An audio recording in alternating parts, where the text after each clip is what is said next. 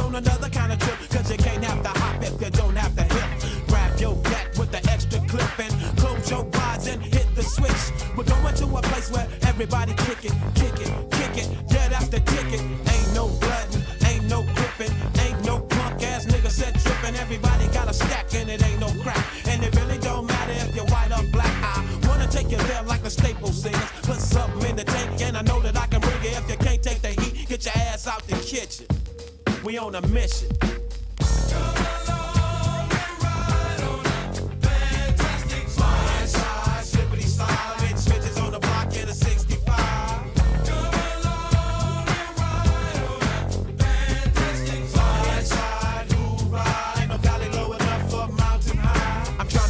So I can live my life and maybe eat some steak with my beans and rice. A place where my kids can play outside without living in fear of a drive-by. And even if I get away from them drive-by killers, I still got to worry about those snitch-ass niggas. I keep on searching and I keep on looking, but niggas are the same from Watts to Brooklyn. I try to keep my faith in my people, but sometimes my people be acting like they evil.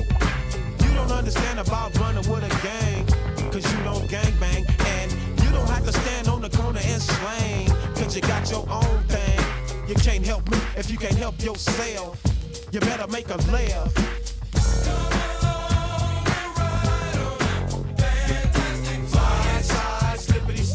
I do what I do just to survive.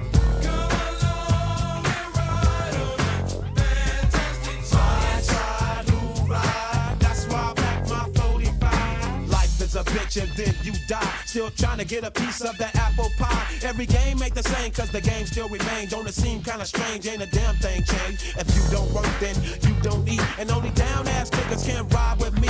Hop, hop, hop, if I quickly down the block. Stay sucker free and keep the busters off your jock. You gotta have heart, son, if you wanna go. Watch this sweet chariot swing low. Ain't nobody crying, ain't nobody dying, ain't nobody worrying. Everybody's trying. Nothing from nothing leaves nothing. If you wanna have something, you better stop fronting.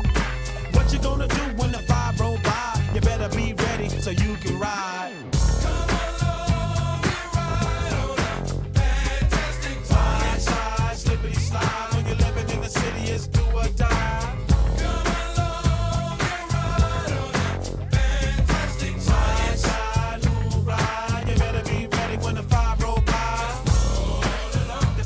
Just roll along. That's right. Just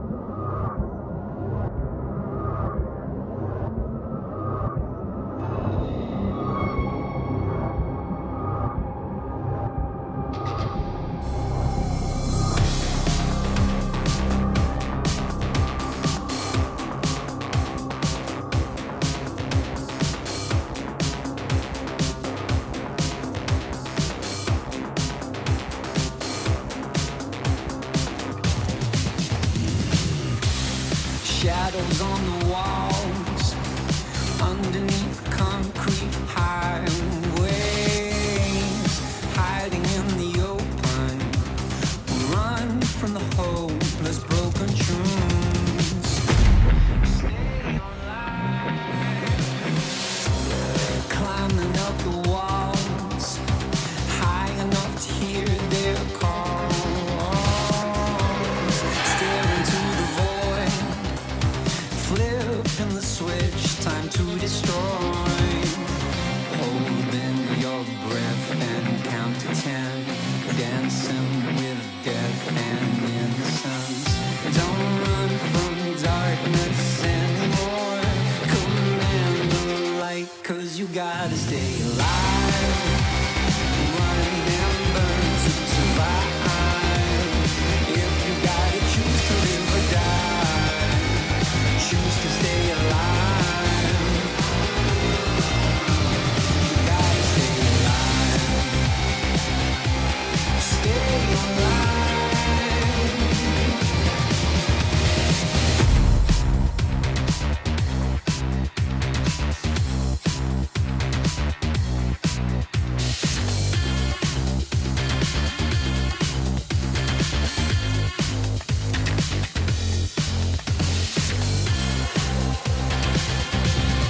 Try to stay alive.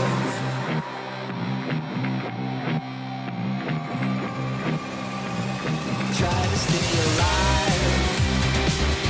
Gotta get out. Walk into the wild to survive. You gotta get out.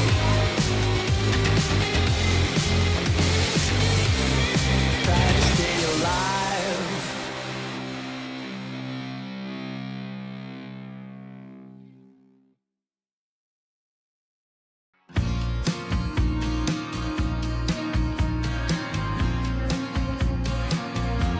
The bitter taste on my tongue. Many holes, the damage done is bittersweet. Black on gold, talk is cheap, or so I'm told. I'm gonna ride this bike to the edge of town, roll to the bridge with my eyes shut and spit at the stars, and scream in the dark. There's nothing I can do to change it now, but if I cut myself open, baby, you can read all my scars. Read all my scars. Hello, goodbye. There's a million ways to die. Should have let me way back. Should have let me way back by the roadside. Hello, goodbye. I was staring in the devil's eyes. Should have let me way back.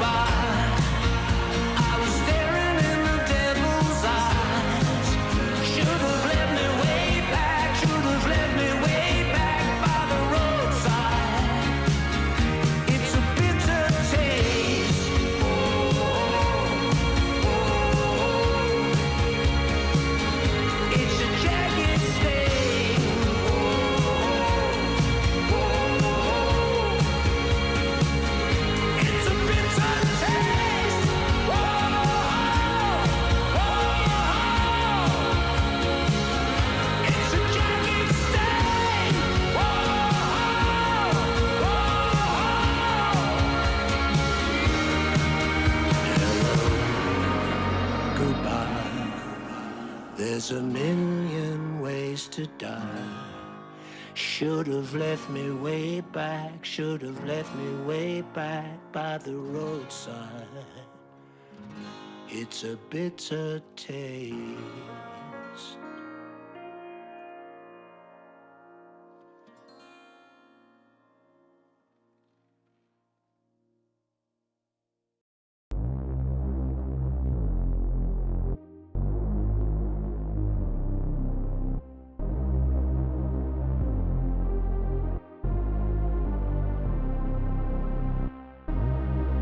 They say we're too moody, the normies never like that. They say we lack their beauty, but it's our power they despise of. I used to give a damn if they liked me, and I'd suppress what's inside me. Now I don't give a damn if they like it or not, baby, I'm normally like this. I don't give a damn if they like it. I'm normally like this. I don't give a damn if they like it. I'm normally like this. Like this. Like this. I'm normally like this. Like this. Like this. I'm normally like this. They're really trying to gatekeep from the new age of old kids. The rejects can't reject me. I've just found something to belong in. And who do you think you are to dismiss us? Did they make you vindictive? But if I gave a damn you don't like it, I'd still be normally like this. I don't give a damn if they like it. I'm normally like this. I don't give a damn if they like it or not. I'm normally like this. Like this. Like this. I'm normally like this. Like this. Like this. I'm normally like this. I don't wanna speak to strangers. I ain't got please you haters. Worry about your own damn faces. Back off, I don't wanna be changed up. Just admit you're scared of us. Never loved, gave no care to us. Remember you laughed, you mates at us. Now you wanna act like you're cool with us. I still don't give a damn if you like it. Because I'm normally like this. I don't give a damn if they like it. I'm normally like this. I don't give a damn if they like it. I'm normally like this. We don't give a damn if you like it. We're normally like this. We don't give a damn if you like it or not. We're normally like this.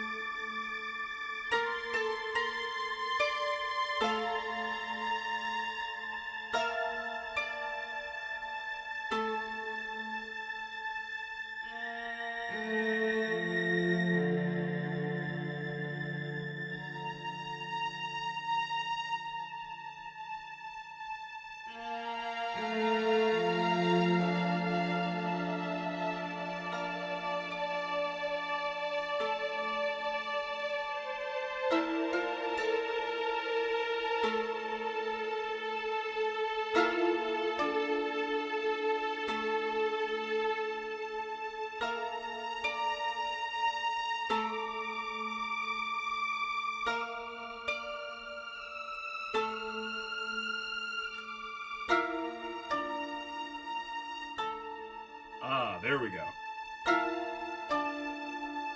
I'm assuming you hear me.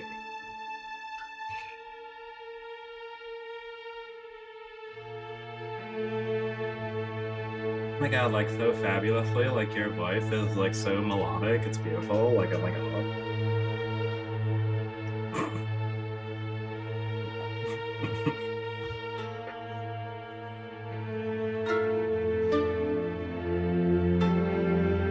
Jesus Christ, Brittany.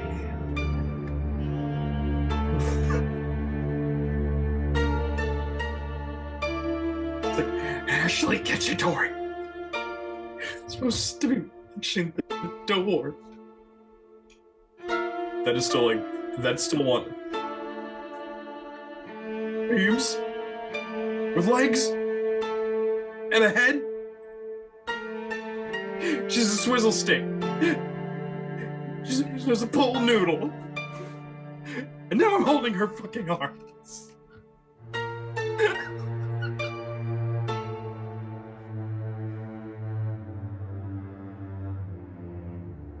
Me, Ben Affleck.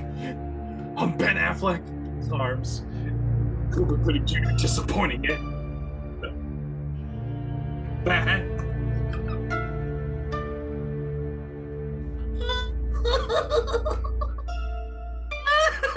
Yes.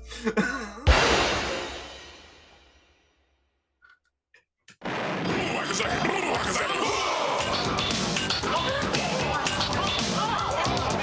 you might pray to God, y'all, but I like Lucifer best of all.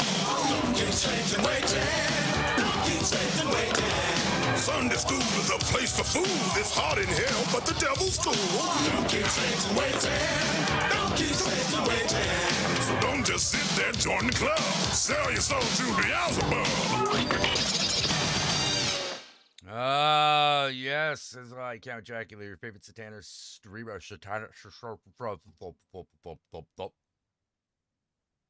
We fucked it up! Run! fucked it up, hang on. No, I biffed it! It is I, Count Jackula, your favorite satanic streamer, here once again for another satanic stream with my guest Yogi Devdas. Let the sin begin. Oh man. Ooh, hail Satan, everybody. Hail Satan, everybody. And what a Hail Satan day it is. It's actually quite a lovely day today, which is very nice. I also had a lovely day. Very nice things happen. One, I was able to restock my special magic matches. Oh, nice. Black ones with the little pink heads on them, which I love. I love them. It's fabulous. Thinking of also getting a pair that are blue. Ooh. Do that as well. Okay. Today Not- I am lighting. Not lighting the cigarette off the incense stick. This incense is called. Well, this is called Nicki Minaj incense. I don't know why they did that. Oh wait, is It's that really one of nice, those? though? Is that one of those ones where it's like it's totally like homemade by a local shop owner, and they're just like, "Fuck it, I'm gonna name the incense whatever the fuck I want." I'm pretty sure it is. Yay! Pretty sure it is. Love it. Yeah, and it's a very nice, like, it's kind of a mixed berry kind of scent to it. Very, very, very, very, very, very, very, very nice. I also a bunch of stuff came in for me today, like this. Ooh. Yeah. Okay. It's backwards for the rest of you, but this is The League of Extraordinary Gentlemen, Volume 3. Ooh. Which is very nice. There are four volumes in total. This is the third one. I believe there is a hardcover that has the first two. Together as like together a as one, and then okay. then there is the Millennium one, which is the ending, where they have to kill Harry Potter. Look. Mary Poppins will never be scarier than she is in that comic. Holy shit, she's terrifying. Well, no, I got the feeling that, the funny thing is looking at it retroactively, I'm like, did Alan Moore know something about J.K. Rowling that we didn't? because I swear that's who it's actually fucking based on. I mean, probably. Alan Moore's pretty good about being a judge of character. Yeah. There's a reason why the inner circle of other creative professional people that he voluntarily hangs out with is very small. Yeah, because like I imagine he has very high standards for who he will spend his time with, because he seems to be a very chatty guy, Yeah. but he doesn't seem like he lets a lot of people get very close to him, because he just has no time for their bullshit. I mean, I get it. Me too. I have a rather small circle, and how to put it, I realized when I was a teen, I probably would have thought that was a horrible thing, but nope. That's fabulous. The only difficulty you have is when time starts to do its thing, and infirmity lays those to waste, and accident takes the rest. Then you start running into problems. And then you have to think to yourself, do I expand the circle? Do I leave it as it is? Do I put in applications? Or do I just go into a hermitage? I go between accepting many applications and going into a hermitage. Because tis a dichotomy. Yeah, it is. It is. And I don't think I've quite nailed the balance. I don't think I've quite nailed the balance. But then again, we are living in a time when it is tougher to expand a group of friends than it has ever been in our lifetime, despite the fact that there's so many more people. We can roll with it. We just gotta learn new shit. That's all. Yeah. Well, we gotta learn new shit, but like it's so different from the old shit that it's like, oh boy, someone invented a new kind of bicycle. See, Cat Hermit says, "Love your J look, Yogi." Look. Hair treatment was done. The bonnet is staying on. Okay. I love each and every one of you. You're my little baby birds. None of you are worth my hair. So the bonnet stays on. Ouch. That is... Damn, I think I felt that, If I lose my hair, if I lose my hair, I lose my power. Oh, it's like Samsonite. or Samson, rather than you lack luggage, baby. You know why? It's all packed away. God damn it! I almost had something. The threads of an idea. Yeah. Almost had it. Oh no! I've got to tell you, today has also been awesome. It has, because last night I had a really good night. I had friends over. We watched shit. We caught up, and my one friend turns to me and goes, "Hey, I got this pack of medical grade gummies." And I was like, "Okay." And he was like, "I don't know if I want to give you one though." And I was like, "Why is this?" And he goes, "Well, because it's supposed to only be 50 milligrams, I think, because I took one and I was fucked up for 2 days." He's calling you up going like, whatever you do, don't let the cops inside. Why would the cops be here? Oh no, just don't let him in. And I was just like, I really want to try one. He's like, I don't know. Do you have work tomorrow? I'm like, no. It's the Labor Day weekend. I'm off Friday and I ain't going back until Tuesday. And he just was like, oh well shit, here you go, dude. I was so fucking gone. I'll tell you, I was in an amazing and elevated mood. We had a good time with my friends. After they left, I came back up here to bed The cat came with me, and for about an hour, I just sat there and pet and stroked and scritched the cat while staring into his extremely dilated pupils.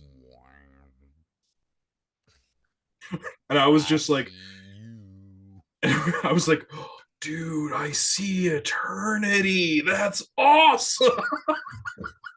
Paralyzed cat's log. I stand before the Stygian void. Void. Of all that is forever. You know? And he was loving it. He was just like, he kept like, every time like I would stop every so often and put my hands down, he'd be like, nope, get those back on me. Those are nice. Keep doing that. So, speaking of that voice that I did, another thing that came from me was some of my more than meets the eye.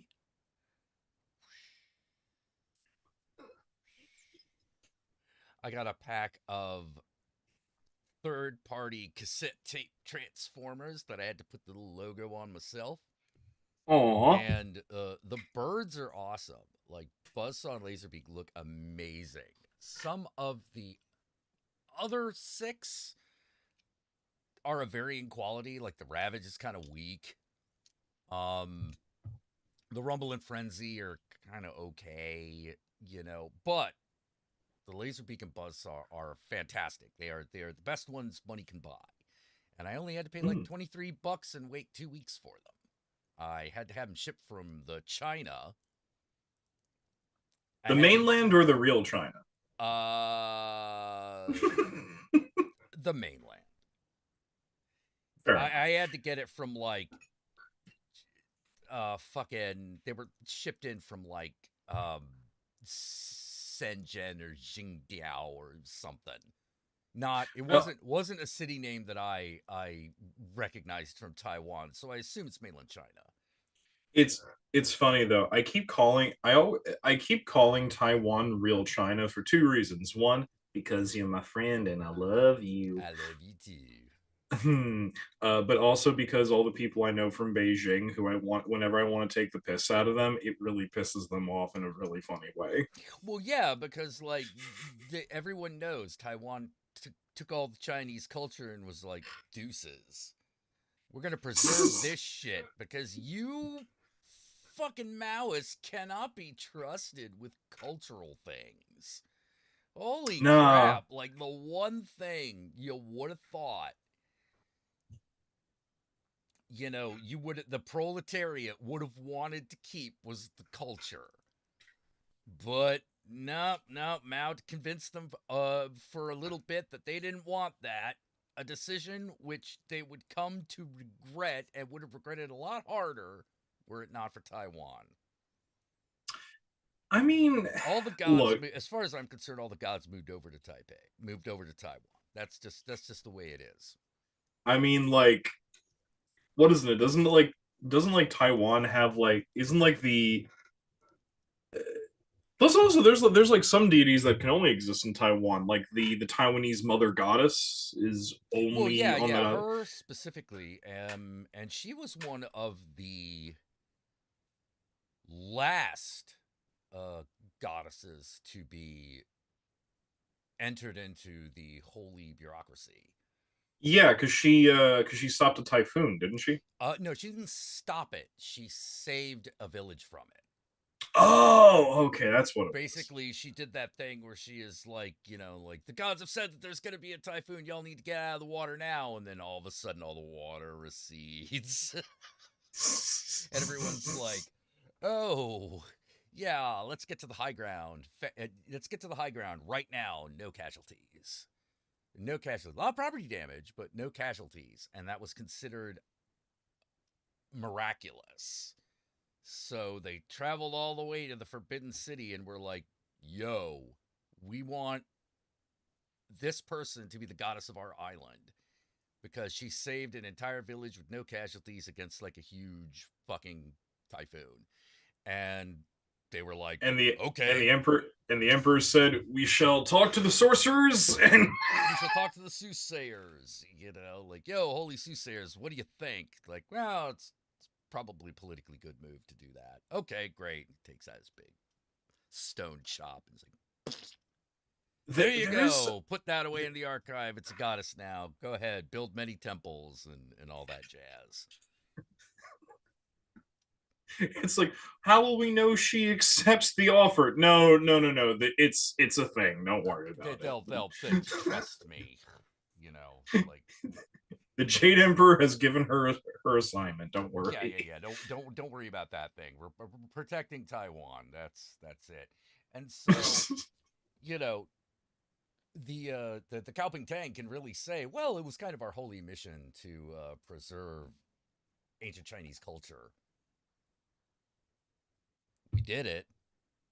How you doing?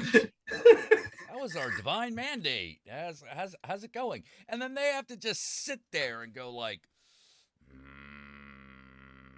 they well, just have to shit. sit there and groove on it, you know.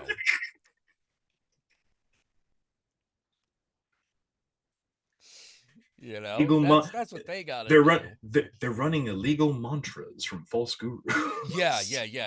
Taiwan is totally like selling bootleg mantras across like karma lines. like absolutely all day, every day.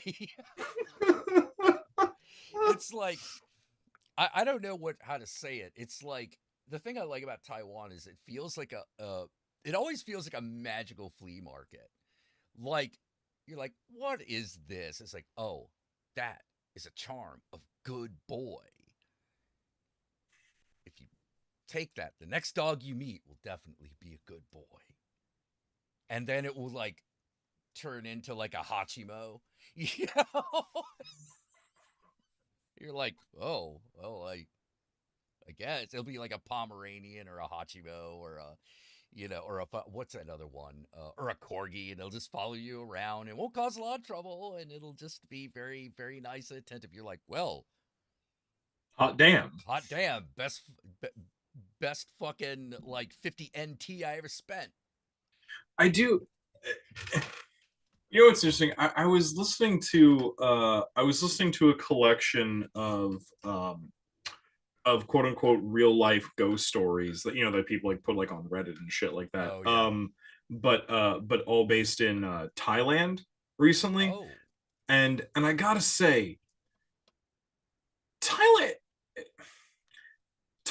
really seems like it's. Look, I know that a lot of Far East Asian countries will like make fun of Thailand and like shit on Thailand in like the Asian racism hierarchy. They pick on Thailand the way they pick on the way the West does. You know. Yeah. I know that they do.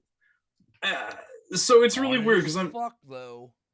It is. Everyone agrees. See that's the thing. Like listening to some of these stories, I'm like, damn, Thailand, are you trying to like out creepy China, Japan, and Korea all at the same time? Oh yeah, no, totally, and they kind of handily, to be honest. Yeah, like kind of handily, like I don't know any fact that they've already incorporated like Western demonology into the culture. And very cleanly too, without actually surrendering any part of the culture. It's kind of interesting. Yeah, they're like just a particular like fucking tribe of demon, you know. Like fucking and like they get to you know, and they get to sit on the spirit council and vote on things along with the horse demons and the wind demons and all that jazz.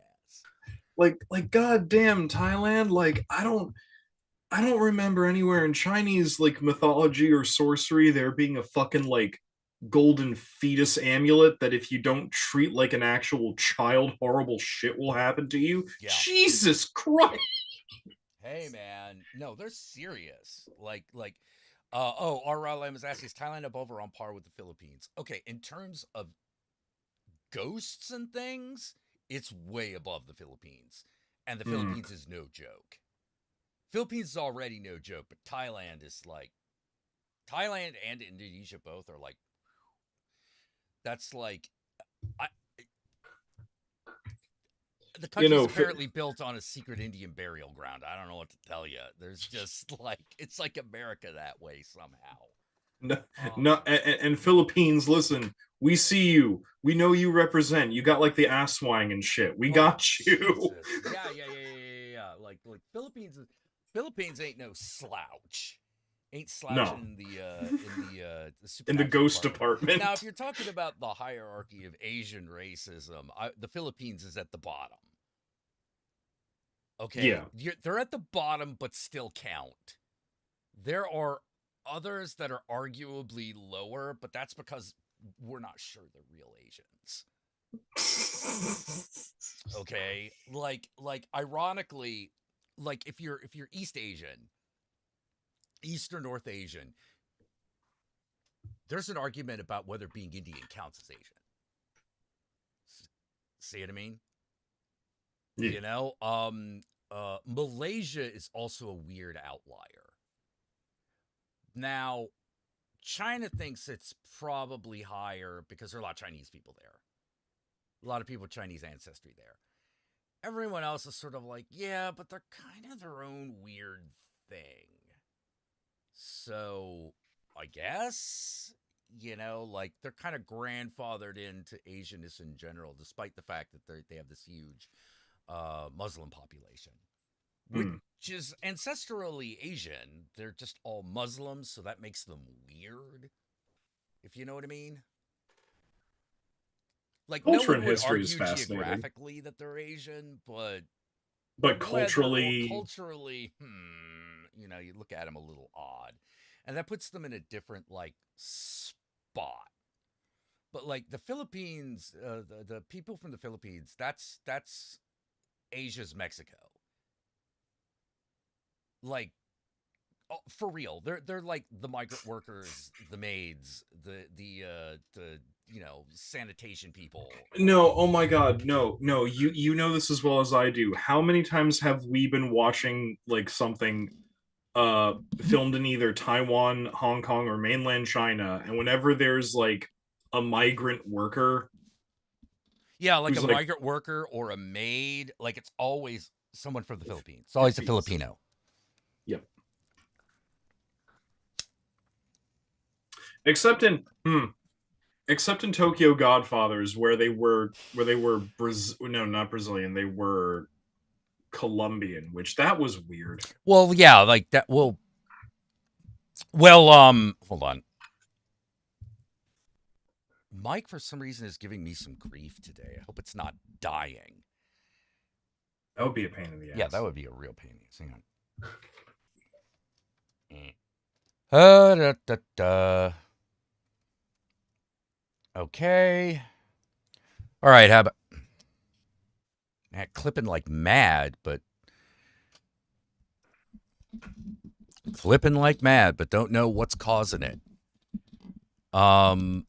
Okay, we seem to be pretty good now.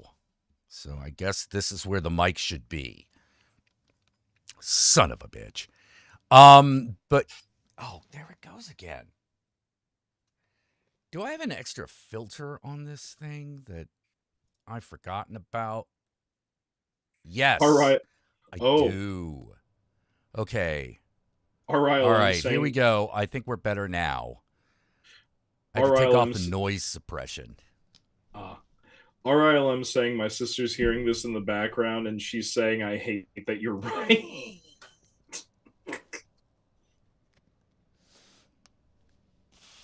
That's crazy. Hey, I'm gonna spit the truth. It's not always great. I don't think it's right, but it is the way it is.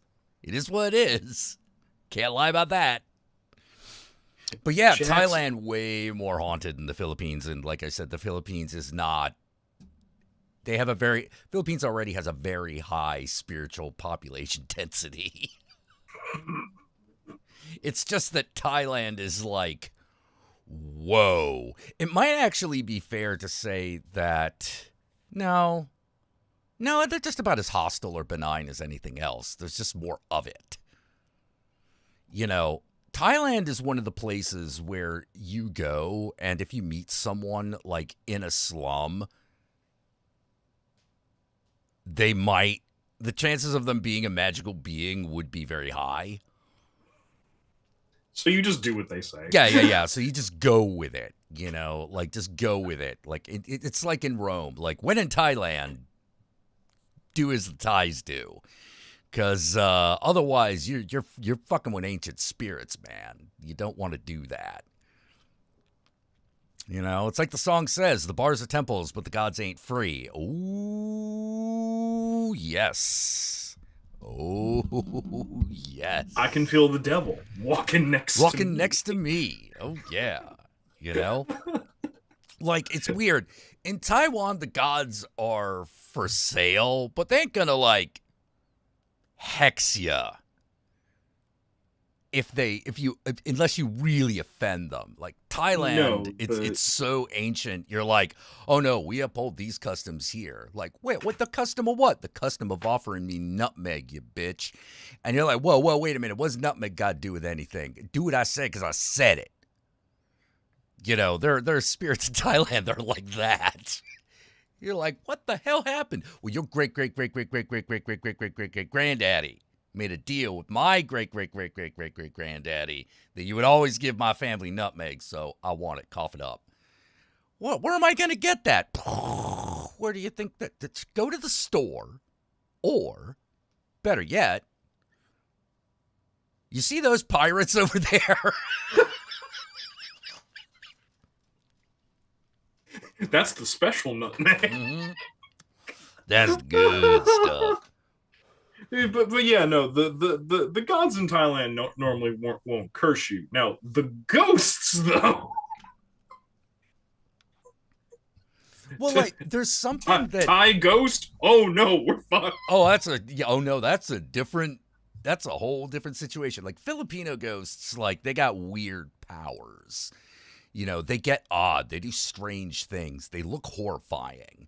But they still pretty much behave like you would expect a spirit to behave. Thailand's a whole other deal. You know, in the Philippines, you can hit a spirit with a broom. Yes. You can. And they have to respect it. They're like, oh, God, it's the broom. Fuck. You know?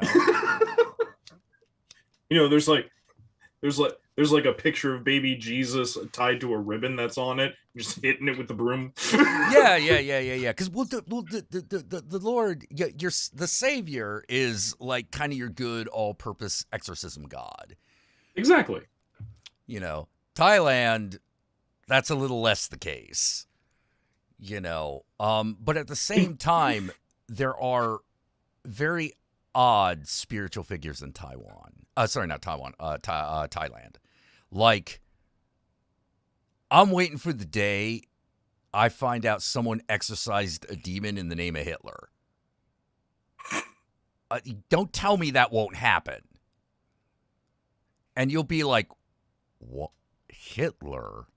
Why? Well, because he had all those swastikas. That's not what that means to the rest of the world. You're still using the Buddhist interpretation. Well, we're Thailand. We do whatever the fuck we want. But it's racist. Okay? He killed millions of people. Okay?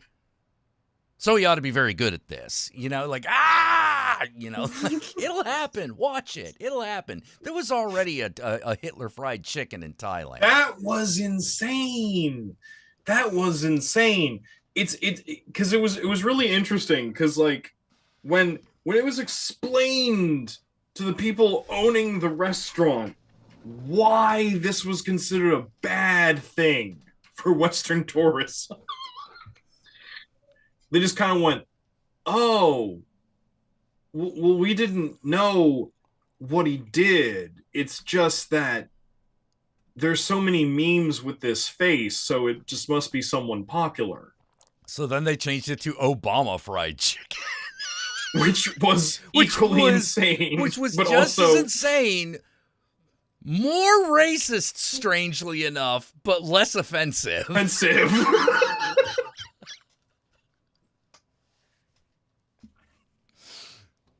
Oh, man. No.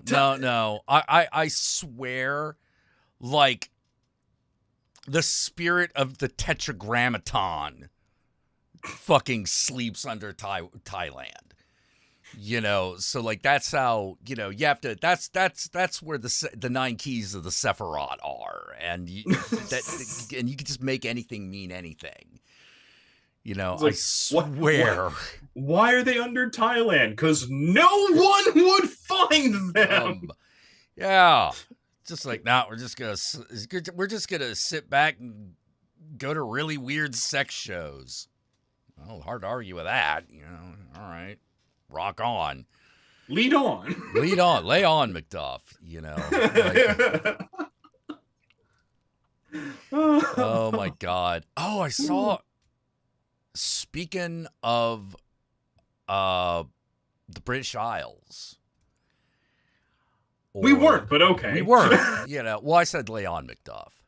Oh, okay. Yeah. I see. Yeah. Speaking of the Isles of the UK, I saw a movie yesterday called Oddity. Oh. It's an Irish film. How? Wait, first of all, is it streaming? It's a Shudder original, but I don't know if it's on the platform yet. Oh, We okay. Acquired it. Okay.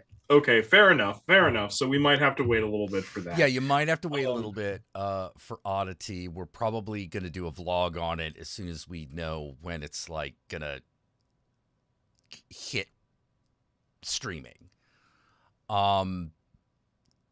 It's an Irish, because we can't let the show fall under odd questioning. yeah. Do you remember the movie Caveat?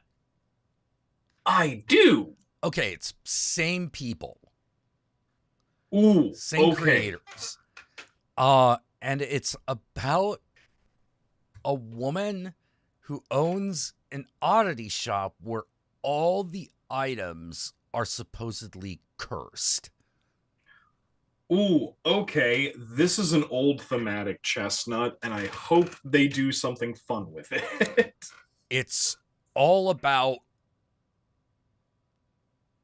one particular thing that happens. Okay. But the rabbit from Caveat does show up at one point as an example of a cursed object. That rabbit is definitely cursed. Yeah, that rabbit is cursed. Even though nothing overtly really supernatural happens in that movie. No, that rabbit brought But bad that rabbit times. is cursed. Yeah. Yeah. Like, there are things in Caveat that border on the supernatural, but don't quite cross. They could just be people being crazy. Well, that's the shit that actually drives you insane, right? Like not being able to differentiate or not being able to clearly delineate. Yeah. So, yeah. It's all about a thing that happens. Basically, someone is killed, and then somebody's sister, who is the owner of the shop, starts doing stuff. Oh. And the mystery unravels. I won't say anything more. It's very good. It's very good. It's very like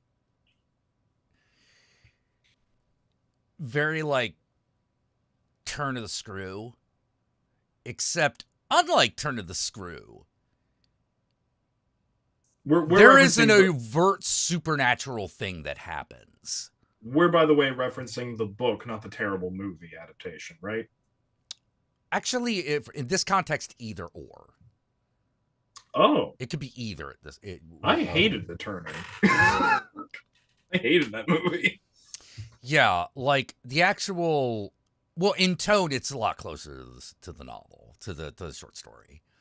You know, but the thing that makes the overtly supernatural thing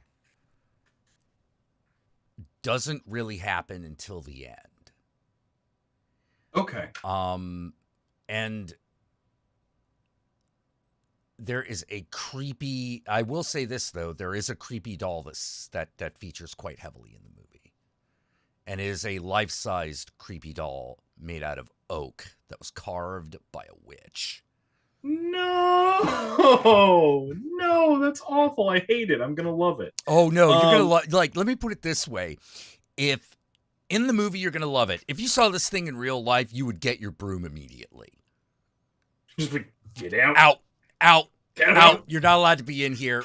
Fuck this. No, I didn't. Ready? I didn't call you up. I didn't summon you. I did not put the word of God on your forehead. Get the fuck out. Freddie, I told you, get out of my house. That's it. I'm gonna get the broom. I'm gonna get the broom. Out. Get out. Get out. Get out. Yeah, exactly. Chico. No, it looks like burnt Play-Doh. Get that the fuck out of here. Nope. Looks as sexy as burnt Play-Doh. Get out. Get out. Oh man. It's not folklore. How many skulls out of 5? It's I would say I'd say 4.5 out of 5. Okay, this is good. 4.5 out of 5. It's let me put it this way. There were 2 moments. Mm-hmm.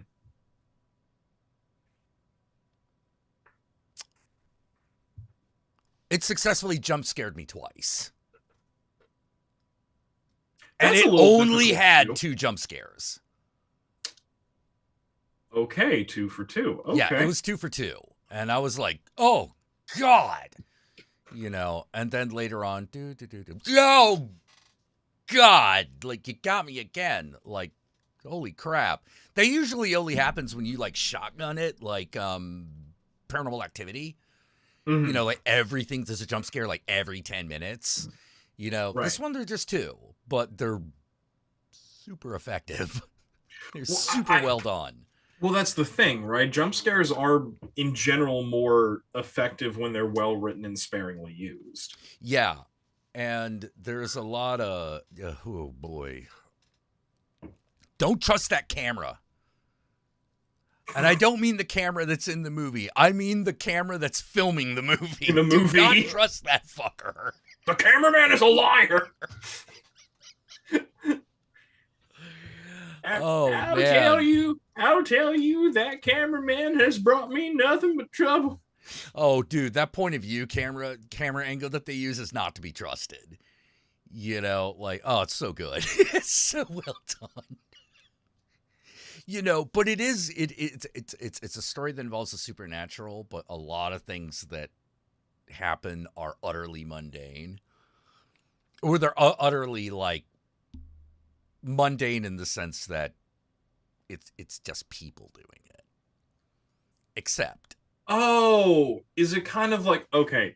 So you said it's not folk horror, but because you're inclining that there's like elements and similarities of things. Let me ask you. Yeah. Is it closer to a genre that I personally think like Shirley Jackson is the pioneer of, being domestic horror? Yes and no. There is like, is it closer to there's that? some Shirley Jackson in here, definitely. Okay. But I can't tell you how it's not like a Shirley Jackson story until you see the movie. Because that would give something away. No, that's absolutely fair. And I don't mean necessarily, and I need to point out, I don't mean necessarily, the spirit is in me. Anyway, I don't necessarily mean like a Shirley Jackson story. I do mean like, is it closer to the concept of like domestic horror as she puts forth in her stories? It definitely approaches it. Okay. There are elements that feel very Shirley Jackson. I'll say this, but as far as like folk horror is concerned, it's more like something from a folk horror story is intruding on the modern world. As opposed to, you have entered the folk horror zone. Well, that's the thing though. Like folk horror, like a lot of folk horror does contain like intruding upon the modern. Yeah. But but the main character is usually the invader. Right. Or or other way around, you have the modern invading upon the old fashioned and the traditional. Yeah, this is more It's like one. a supernatural element has been brought in, and it's just doing what it does.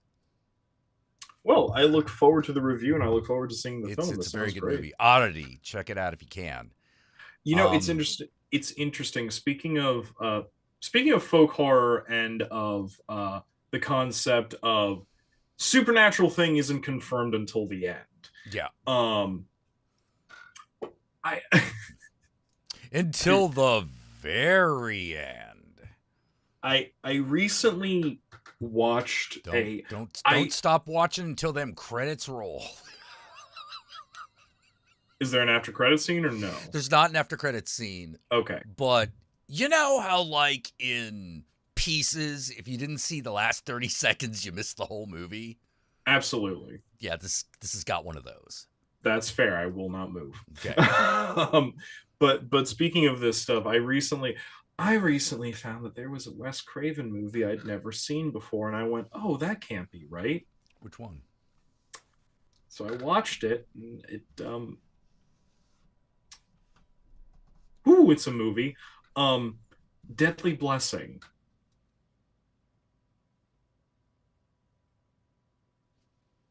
Yeah, It's the one he made before? I hadn't seen that before. Huh. And I'll be honest with you. I was with it up until the ending of that movie is insane. Like, it was weird. I was kind of sitting. Yeah. You're talking about Deadly Bless has got Ernest Borgnine in it, right? Yeah, it's got Ernest Borgnine, it's got Sharon Stone. Yeah. Okay, yeah, I am thinking of the right movie. Yeah, I hadn't seen that before. And you know what the weird thing was is that, like, I was getting through most of the movie and going, like, wow, like, this doesn't actually feel too Wes Craven-y. Do you know what I mean? Like, I'm just like, wow. Yeah. You're like, it seems very subdued in comparison to what he normally does. Yeah, I'm just like until the end. Yeah. You know, I was watching. I was like, oh, this just kind of feels like a B slasher from the 70s that has gone unappreciated. You know what I mean? Like, it has that kind of vibe to it. And I'm like, oh, okay, cool. Well, damn, that was a trial and tribulation. And then at the very end, Martha, beware. I was like, no. And then shit comes up out of the floor. Yeah, no, I was like, fucking demon. I was like, what the fuck is that?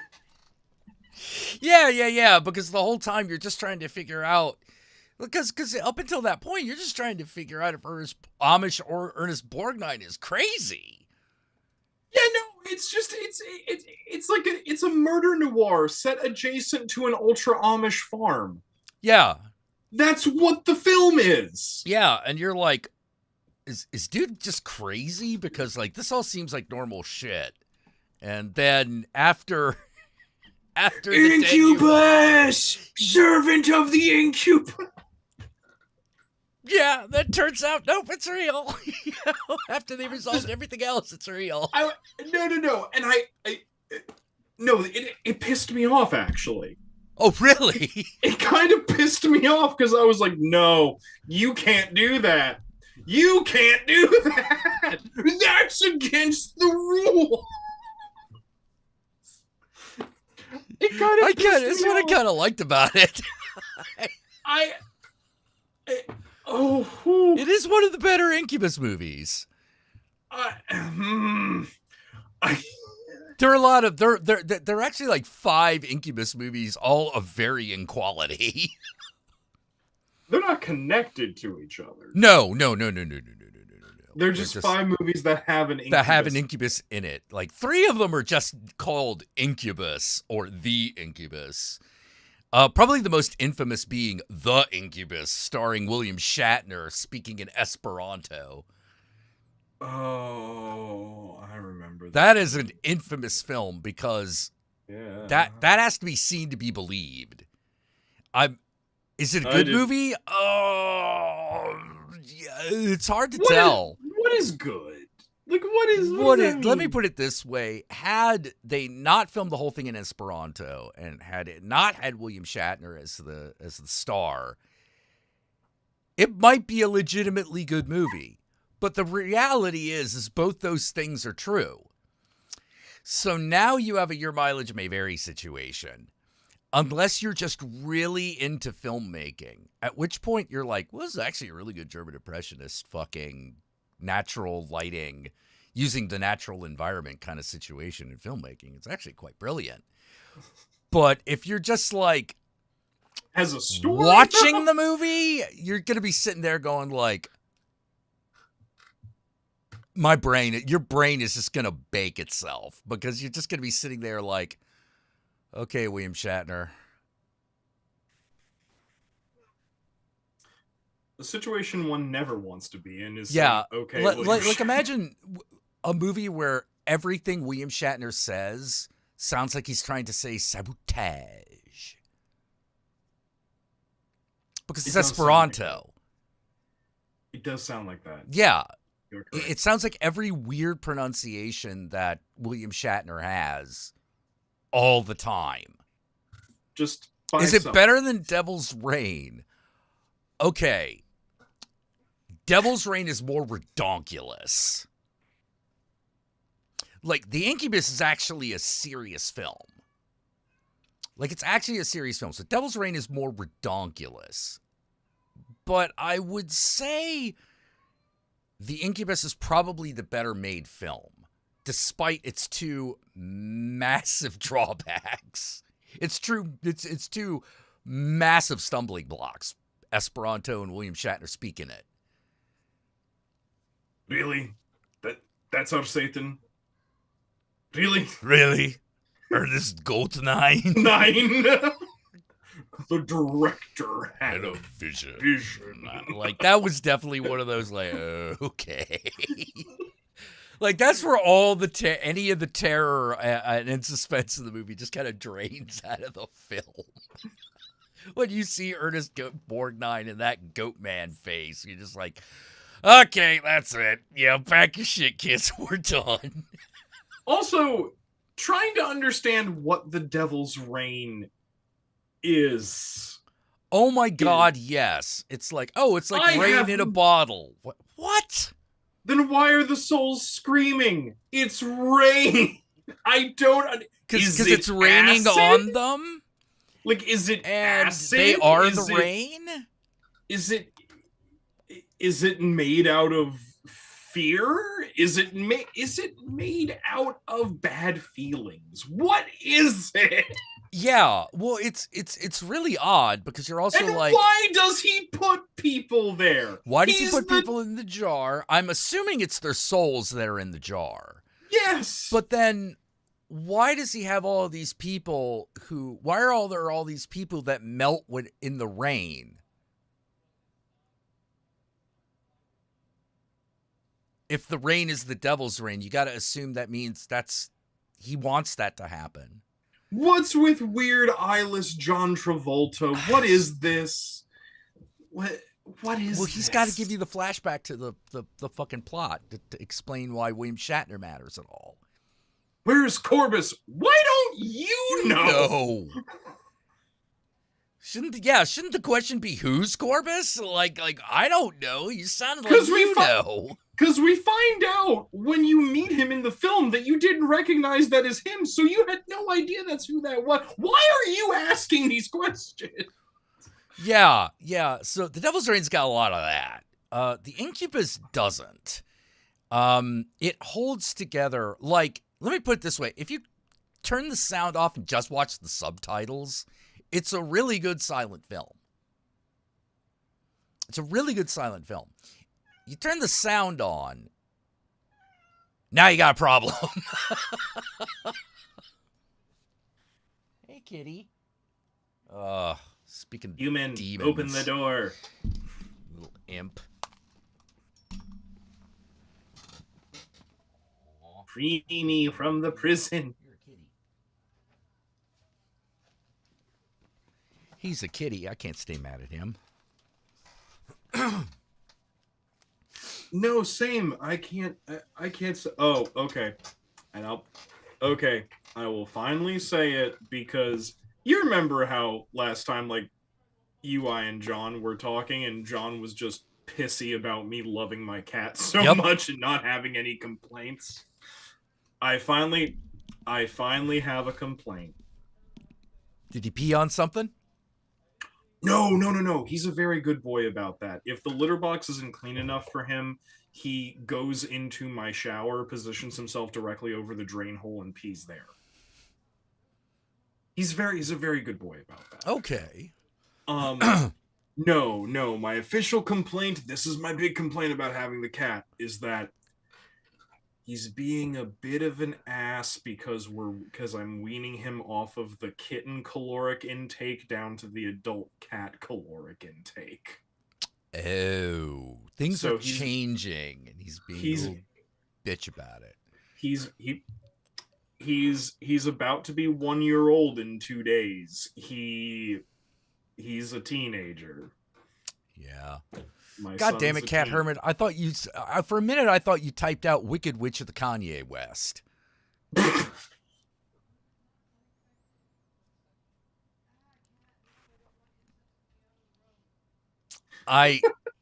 Someone needs to use that, by the way. The Wicked Witch of the Kanye West. The other thing that I've got to say is I think the time for Wicked has passed. Hey, babe, that incense is killing me. Well, I just opened the door.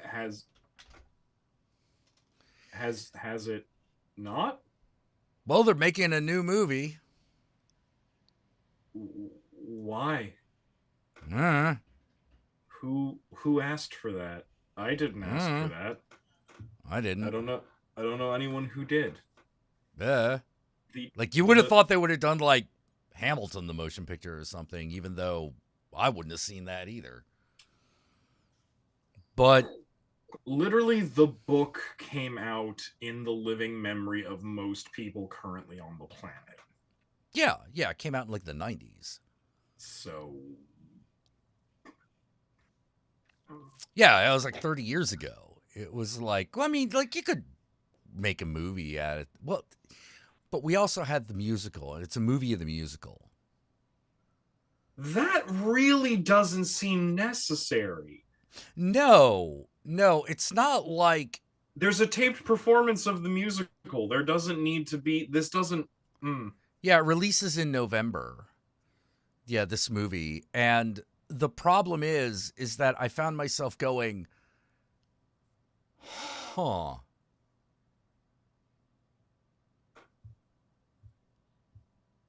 maybe? I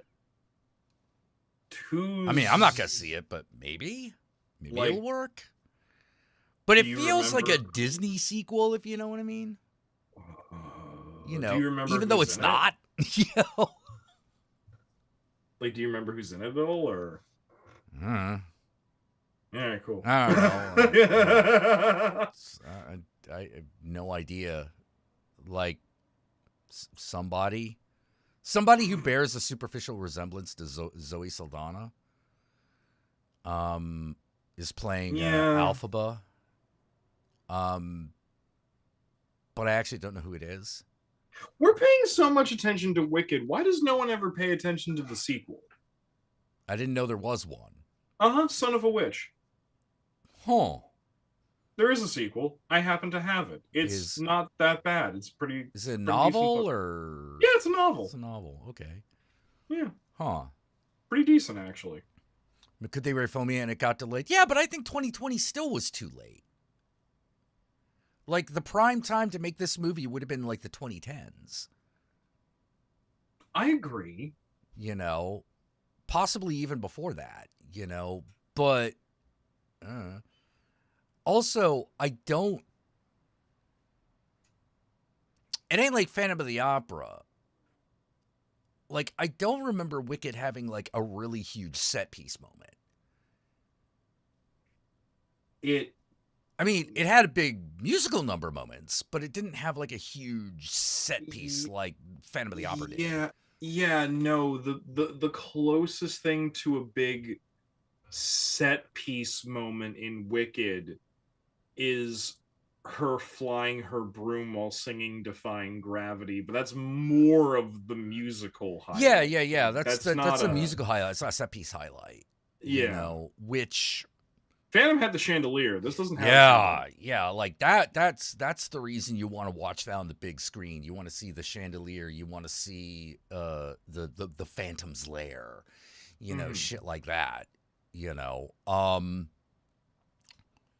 I guess you kind of want to see the Emerald City, but like kind of haven't we already seen it? It's like I Like kind of there's this kind of really famous movie that we've all seen that had it. You know? It's like I kind of want to see the Academy, but not really. Like Yeah, like I'm kind of done with magical academies. You know what I mean? yeah, there's a lot. There's a lot. There's a lot. Like it's to be the new Wizard of Oz franchise moneymaker. Well, I mean, I thought the Oz books were already public domain. I thought they had been. They are. It's why any Tom, Dick, or Harry could fucking make a thing about it. Yeah. You just kind of have to beat that Judy Garland one, and that's kind of the problem. You know, I see. I think we need to stop making films that are Oz related for a hot minute, because I think that. Well, that I mean, we kind of have. Like, we only do one in a long great while. Like Oz the Great and Powerful was like 2014. Yeah, no, we need at least 20 more years. Oh, you think we need a longer break? Look, I'm not over. I am not emotionally over James Franco just going, I'm your wizard. I'm not fucking over that. I'm not fucking over that. Man, our wizard's high as shit. I'm not fucking over. I'm not over it. You know what I would like them to do? I would like them to do what they did with Return to Oz and basically do one of the other books. It's not like there isn't this huge plethora of Oz novels that you have to choose from. You know, it's not like The Wonderful Wizard of Oz. The Wizard of Oz is not the only thing that happens in that series by a long shot. And for God's sake, make the slippers silver like they're supposed to be. Yeah, for God's sake. For God's sake. Yeah, well, we just have to live with the fact that they're ruby slippers now, I think. No. Only for Judy Garland and no one else. Yeah. Actually, there was an Oz anime, and it followed the books actually quite faithfully. Yeah, it did. It was done in the 80s. You know, they did. Yeah, in fact, like, I'm pretty sure that they did everything all the way up to including Ozma of Oz in that anime, because, like, you know, first it's the wizard, and then some of the others, the Army of Oz also appears because TikTok shows up, but but he shows up in a story before Dorothy returns, and then Dorothy returns, and then we do Ozma of Oz, which is half of the book which is one of the books that Return to Oz is based on. You know, because like Narnia, so like Dorothy keeps going back, but she's not the only one who goes there. Yeah, no, it's actually because Oz is like an actual place. Like there's coordinates, like you can go there, and it's it's quite an expansive and imaginative world that Frank F. Baum created. But I think also another reason we don't go into a lot of the other books in multimedia is because then we'd have to admit to the socialism, and I don't think we want to do that. This is America. We don't have to admit shit. I think Well, the chart says that we don't do that. Right. Disney came in and said, like, like he wouldn't sell me the rights, so Frank L. Baum wouldn't give me rights, so fuck him. How dare he make it like publicly available? How dare his multi-book children's franchise that teaches children not to trust bureaucracy or capitalism? How fucking dare he not sell it to me? I know, right? Harlan Ellison loved those books. Oh yeah, with good reason. They're actually quite good. Like I'm really surprised that we don't read those books to kids more often. Very good. Yeah, they're super good. I don't know, maybe it's that sexism thing, but they all center around a girl. Mm. I mean, I remember being like force fed The Lion, the Witch, and the Wardrobe. I don't care about the Jesus lion anymore. I really don't. I don't give two shits. I don't. I'm so well, fucking... the other thing that I found myself going at was, all right, I understand the White Witch is a bitch. I get it. But what's this cosmic war over this one asshole kid? I mean, we know what the actual answer to this is.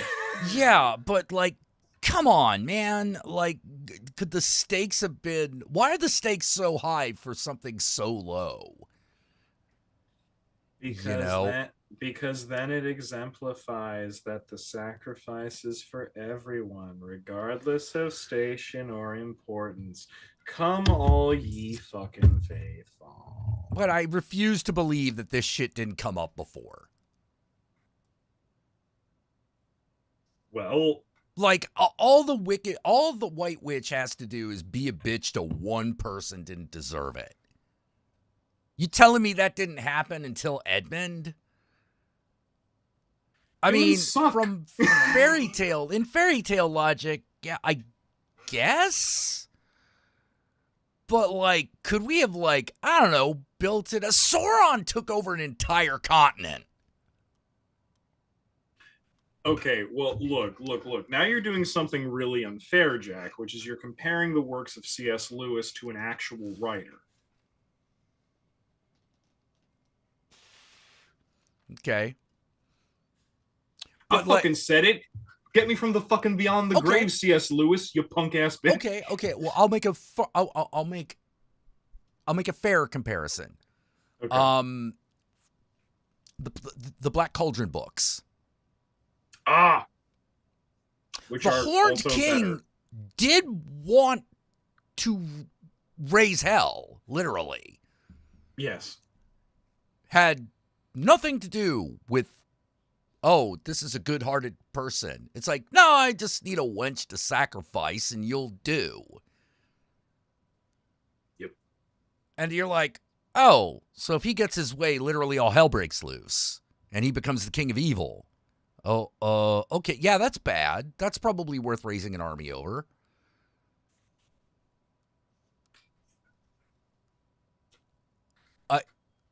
That was the other thing. What were the stakes for the good guys in Narnia? Like, what were they going to lose other than Edmund? Oh,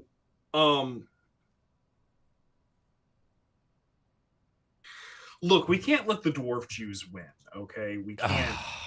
Yeah. We can't let it happen. Which I love that, by the way. I love that was actually a point of contention between Tolkien and Lewis. Was that Tolkien was like, yes, no, I've modeled my race of dwarves after the Jewish people, and it's actually a really nuanced and finely honed point about want of things like right of return, but also balancing that with modern sensibilities and the understanding of yeah. the shiftings of culture and blah blah blah. It's very and the hobbits are both an exaltation and a criticism of British people. Yes, it's very it's very nuanced, and there's a lot of like cultural relativism like in this. C.S. Lewis, what are you do? And so, what are you doing with your dwarves that are actually supposed to be Jews? They're evil. Huh. Are you sure about that, bro? This was a legitimate point of contention between the two of them. It was. It was. I sometimes wonder whether Tolkien became an atheist because C.S. Lewis became a Christian. There's a very possible. That's very possible. Hey, look, J.R.R. Tolkien, the man wasn't perfect. He could be socially and culturally inept and insensitive from time to time. Yeah. But it never came from a place of malice. It came from a place of like, I'm an English and anthropology professor before the turn of the century. Yeah, he was doing the equivalent of dumb liberal shit.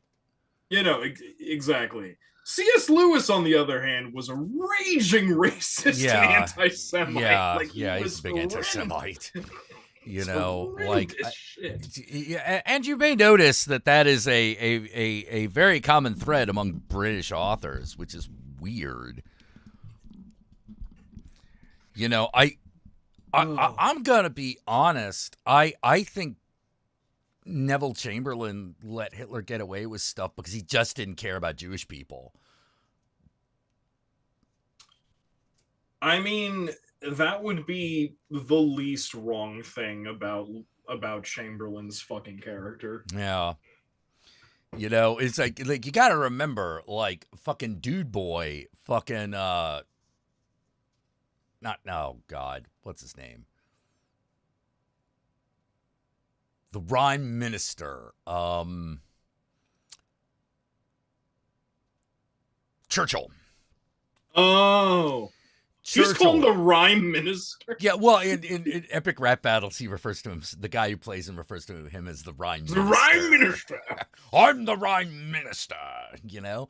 And so Churchill, Churchill was a step up, simply because he was like, "Fuck you! I don't care. I don't care. It's Winston. Britain. We're Britain. You're German. Fuck you." It's like, well, what do you like, Germany? Well, I hate it.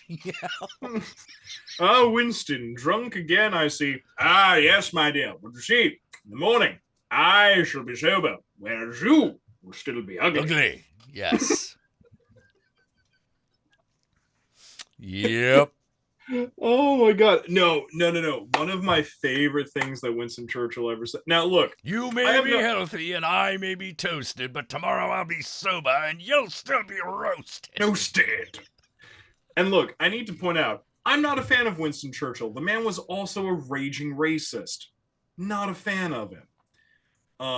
He didn't like my people. He didn't like Indians. He didn't like anybody who wasn't Anglo. I'm fascinated with him the way I am fascinated with most historical leaders who are considered extremely important. No, I feel because I do. He was the right man for Britain at that place and time. He was. I'm fascinated with that. Because it tells me it tells you so much about Britain. He absolutely was. He was an ass, but he was an extremely important and tactically nubile ass. He was. And what I will say about that is that one of my favorite things that he ever said was apparently there was a scandal where there was a small scandal and they were able to take care of it, where a guardsman was caught having a homosexual affair with a member of parliament in the bushes just outside parliament in the wee hours, before sunrise happened. and they were able to like kind of like put a lid on it and take care of it. And what is it? Someone comes in to inform Prime Minister Winston Churchill about this, and then Churchill goes like, "By Jove, it was rather cool last night, wasn't it?" "Yes, sir, it was. Makes you proud to be British."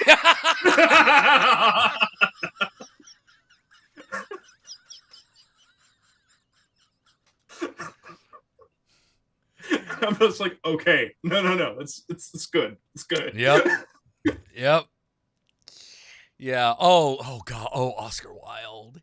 I always picture Oscar Wilde looking into the camera whenever saying something quippy, kind of like David Brent in The Office. Oh, God, Yeah. yes. God, yes. His plays are practically revolve around those moments. I love the importance of being earnest so much. I love that play so much. I love that comedy so much, and I love that there is a filmed version of that comedy that has fucking oh, why am I blanking on his name?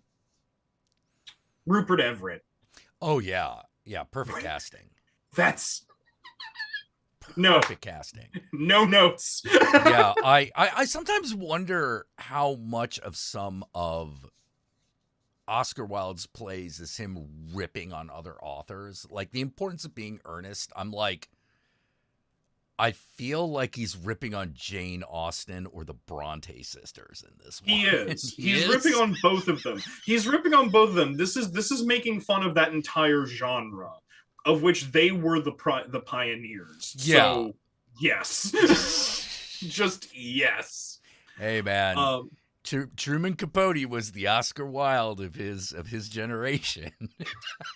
He was. Oh, and by the way, anyone out there who loves Oscar Wilde, but who loves Oscar Wilde, but also wants more female authors in their repertoire, look into the New Women movement. Look into that, the New Women movement in literature. Very great stuff there. That's the like, for instance, The Yellow Wallpaper is a story of the New Woman, and that's quite a amazing little tale. What? Okay, which of the Bronte sisters did Wuthering Heights? Oh God, I forget remember. which Bronte sister did Wuthering Heights, but it was very clearly I saw this. Heathcliff, Catherine. Yeah, like there was a webcomic someone did, and as an interlude, they would do Emily Bronte. Emily Bronte? Okay. Yeah, they would do like the Bronte sisters having tea, and like all the Bronte sisters would be around this table, and Emily Bronte would be like sitting by herself in a black dress. And the Bronte sisters would all be giggling about their like male protagonists, and like Emily would just be like, "Oh my God, you're not actually looking to fuck a guy like that, are you?" No wonder your marriages all end horribly. Mine, however. Emily Bronte was the fun goth sister. Yes. That we... Yeah, she was. She's also Yeah. she's also the one that wrote the book that is the most famous. You know, like Wuthering Heights. You know, it's kind of like how we all would have fucking hung out with like Emily Dickinson. Probably. Well, I don't know if we would have hung out with her because Emily Dickinson was not necessarily the hanging out type. We would have had written correspondence. We would possibly written correspondence. Yes. Yeah, we would have been Twitter friends, you know? Yeah, no. Friends. Yeah, exactly.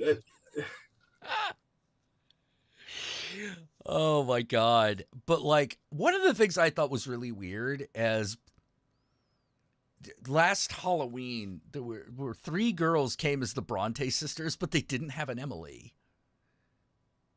And I was really, I was confused on several levels because I was like, they were all like 7, 8, and 9 years old. And I'm like, you know, because I was like, who are you? The Bronte sisters? You know, because I'm doing the Halloween thing. And they're like, yes, and I'm like, yeah, I was stuck because I was like, wait, I nailed it? I was trying to be mean and rude in a way that might amuse your parents. But no, you are the Bronte sister. Why isn't there an Emily? It's Halloween. If you're only going to do 3 of them, why would one of them not be the most famous? Yeah, exactly. It was very strange.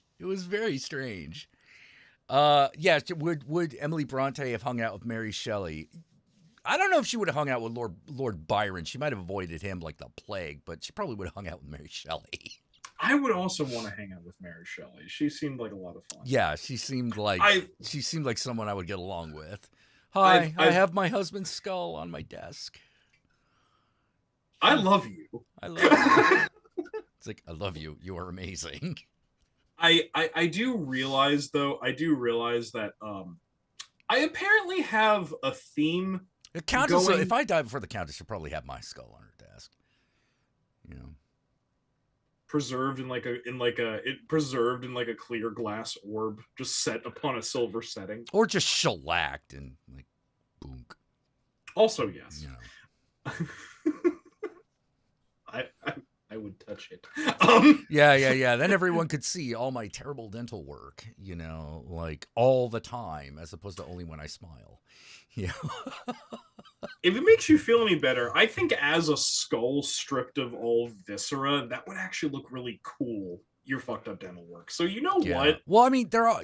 Whenever I think about like actually like getting like dental implants, I do wonder whether or not I want some of them to be like silver or something. I will admit, if I needed a tooth, I'd probably try to get a gold tooth. Yeah. If I needed like just one, but I don't know if it's like if like all my molars are gold, would that be too much? Would that be weird? You know, would that ruin the look? You know, having just like one, like a gold canine or something, or one gold molar would look awesome. Does this kill the vibe? Yeah. Gotta think of that. Yeah, Countess does love her skulls. She does love her skulls. She's a witchy woman. She loves her skulls. Yes. She loves her cats, her blackbirds, and her skulls. And her skulls. You know, like that's. I think this is why I get along with her so well. She's honestly a woman after my own heart. Yeah. Were you here when we were talking? You were here when we were talking about young girls that won't stop biting people, right? I had that conversation with you and Horror Mom, yes. Yes. Okay, good. I wanted to make sure that I was remembering it right. Yes. But yeah, and how that was like one of the symptoms of being of Freya if you were Nordic. Mm-hmm. It's like, oh, that one's a witch. You have to send her off to the witch in the woods who lives in that weird lodge with all those other weird women, and we don't know what they do, but there are no men there. Oh, gee, fucking wonder what's going on in that place. Seem to be a lot of crows and cats hanging around there, too. I'll tell you what's going on. It's not like we eventually refer to places like that as cat houses, and that female sex workers are predisposed towards being lesbians. I'll tell you what's going on in there, Jack. What? A bunch of women not having to deal with men's bullshit unless they want to. Oh, dude. That's what's going on in that. Insert any group here, I get it. Mm-hmm. You know, like, I'm one of those weirdos where if I was like, I never have a problem with girls being around, ever. I've never had problems with that. Sometimes I get a little weird about it, but I've never really had much of a problem. However, while I don't exclude based on that, I sometimes exclude based on other things. For example, horror conversations. Conversations about horror, it's like, no, the big kids are talking. You know, like, I definitely have that. Comics, that's another one. The big kids are talking. You know, Transformers, another one. The big kids are talking. You know, because there are certain subjects that if you bring up, you better bring your A game or I'm going to get annoyed. You know, I'm going to get upset. You know, I'm not going to be kind. You know, No, it's especially if very you're easy. interrupting a conversation I'm trying to have. You This is know, fair. yeah. Like game design it's is actually another one now I think about it. it's weird. It's weird because you say like I've never had a problem hanging with girls, like blah blah. I'm like, yeah, no, I predominantly prefer the company of effeminate queer people and women. I overtly prefer this company. It's been a while since I've been in the company of a lot of dudes. Because I don't know how to put it. Dudes these days, they're a different breed. I don't get along with them.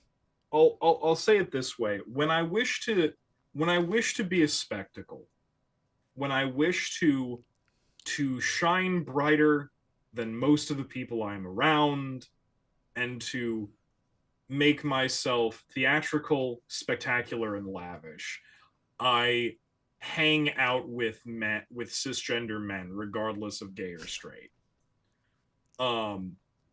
When I wish to feel like I'm amongst equals and people who understand me, I hang out with genderqueer people and women. Well, yeah. Well, like this is what I mean, which is I used to know a lot of dudes who could fulfill that same need in that particular direction. You know, like my friend Jace was not heterosexual, but he was a dude. My friend Jim Hamilton is a dude. Jason Charles Miller is a dude. You know, but they're dudes in an older sense that I understand, like from the 80s and 90s. Once we start getting into like dudes from like they're a little farther down the millennial pipeline, all of a sudden I stop being able to relate because it's hard for me to even qualify them as millennials. So I'm gonna say they've become way more regressive, and I'm like, whoa, what's all this about? You know, like why are we doing this? You're acting like bros in a fucking television show. Like that we used to get together and hate those people. It's cause he's old, everybody. No, I'm kidding. I'm shit. Well, I mean, it might be. I think like if that's a thing, it's only part of it. If you wanted my actual opinion of you in that regard, I think if that is a thing, it's literally only part of it. It's not the entirety of the thing. Yeah, I believe it. It's part of it, but it's. I must admit that like there are a lot of men these days who are extremely regressive and extremely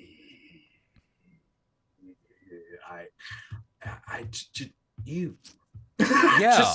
just ew. Yeah. It somehow we lost the less politically charged version of dude. And to the point where that space has largely been vacated by anyone who was non-regressive. Or you know what? Better than regressive, I think the word reactionary, because that covers because that covers both sides of the thing. Because look, my brother in Christ, I have met quite a few cringy leftist men who right. Yeah, but there used to be like the Kevin Smith style of dude. There used to be a lot more of that. Yeah. You know, weren't politically reactionary, you know, Jalen Silent Bob kind of dudes. And it seems like I've somehow either lost touch with that or we've lost it culturally for a bit. Yeah, it's like here's the funny thing, like back before the 2016 election, I probably would have counted Joe Rogan.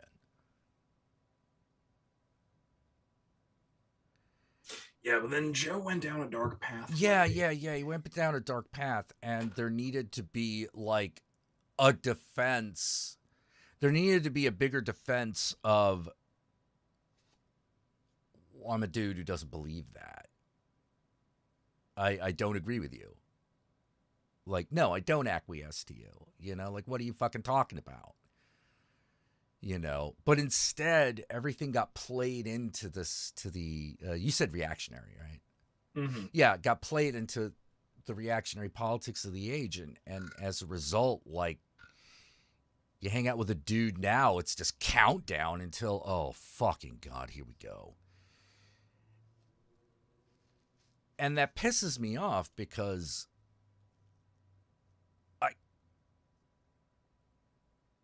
I kind of miss those guys. Sometimes. Sometimes I actually legitimately miss them because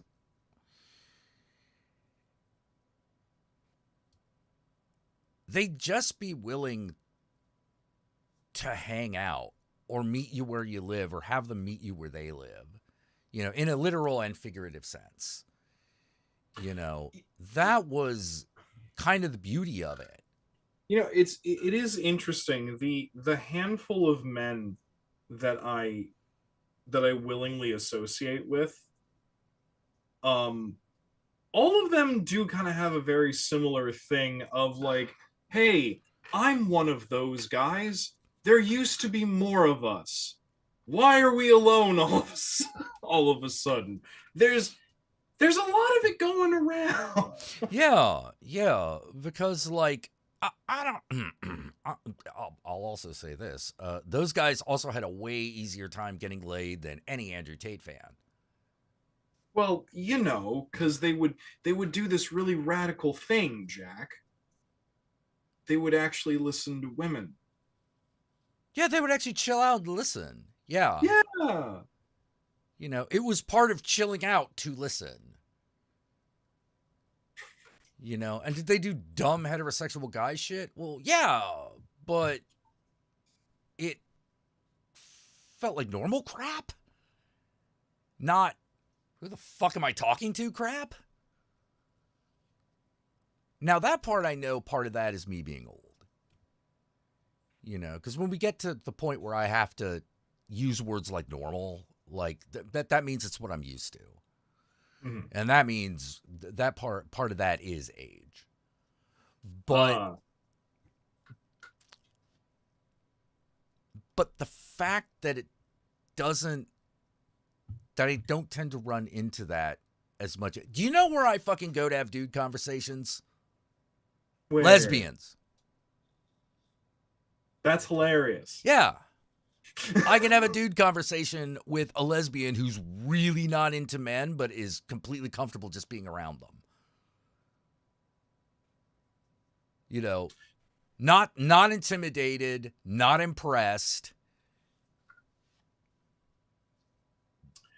Take him or leave him, not into fucking them. I can have dude conversations with them all day. See, the benefit that I have when it comes to well, maybe this is about age, maybe it's not about age, is that I've been a 60-year-old woman since I was 5. So, okay. Yeah. You know, comedy has gotten lame because of the Rogan verse. It's definitely not helping. It's not helping. Because Joe Rogan really honestly was never that funny. He had his heights. He had high points. You know, but he was not consistently hilarious.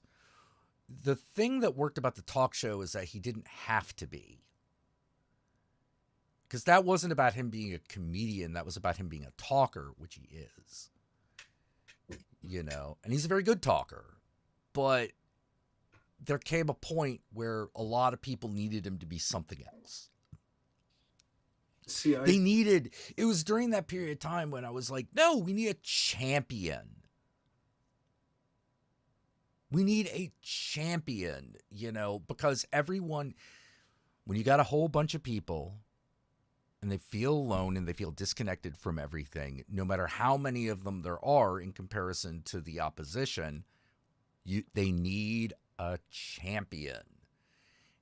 And it's really hard. It's hard. It's hard to find a champion, but it felt like no one was trying. And I wouldn't, and I know I was right. You know how I know I was right? Kamala Harris. She came out like a champion. All right. Like a dark horse. Like, we were like, oh, we're a little bit worried about this pale rider coming into town. Oh God, what do we do? But then she just walked right up to old man Trump and like fucking socked him in the fucking face. And the town cheered. Yeah, the town cheered. She's like, oh, sorry, I had to do that, ladies. Yeah. It's like, oh shit. Okay. And then peeking out from behind her horse is a friendly old man going, he knows nothing of Nebraska. Well, yeah, he is. And we all laughed. He is like a fucking Christoph Waltz to her Jamie Foxx, Yeah. He's like, no. You want to how to put it. I understand why Christoph Waltz is there, why that character is there. I understand what he represents. I also understand why he's got to go, why he dies, when narratively he must die. But he's also got to go out like a boss. Because Alexander Dumas is black. Was black. Yeah. Like he was, because what Tarantino's actually saying in there is actually real and accurate, which is, America's racism comes out of European racism, comes out of its European roots. And it's really hard for people to come to terms with that, because it means that it comes from the part of the America that is the whiteness. Not the whiteness. Yeah. And that's uncomfortable for everybody who's a little too pale. But too bad, that's the way it is. Your heroes are black and you didn't even know it. You didn't even know it. That was the part about, like, I thought, and the thing is like getting to that point where he talks about Alexander Dumas, I was like, oh, please say it. Please say it. Please fucking say it. Please fucking, and then of course he does. Alexander Dumas was black. I almost got right out of my, I did that. Yes. I almost leapt out of my chair and cheered. You see, I knew that film was going in the right direction when I knew that film was going in the right direction when we had the moment of like, what you'll understand is that Monsieur Candy is a francophile. Excellent de procéder. No. Do not speak French. He does not understand it. It will infuriate him. And I'm like,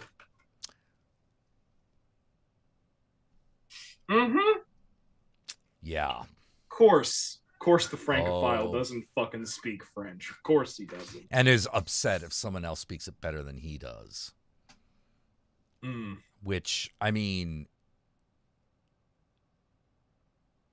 you tell me something I don't know about something I care about, I'm happy. Well, it's because you actually care about it. It's not just a status symbol. I do care about it. Like, well, I mean, like, what about what I truly love can I use it as a status symbol, except maybe at a science fiction convention or a horror convention, maybe. But that still doesn't put me at the rank of saxophone guy from fucking Lost Boys. Like that guy's like top of the heap. You know, that's the man with all the status. Why? Because he did that. You know, I can't outstatus that guy. I'm not even gonna fucking try. It would be insulting. You know, he might he might make me look like a fool, and I would deserve it. Never is very, very important. When being a courtier, it is very, very, very important to realize you are not the king.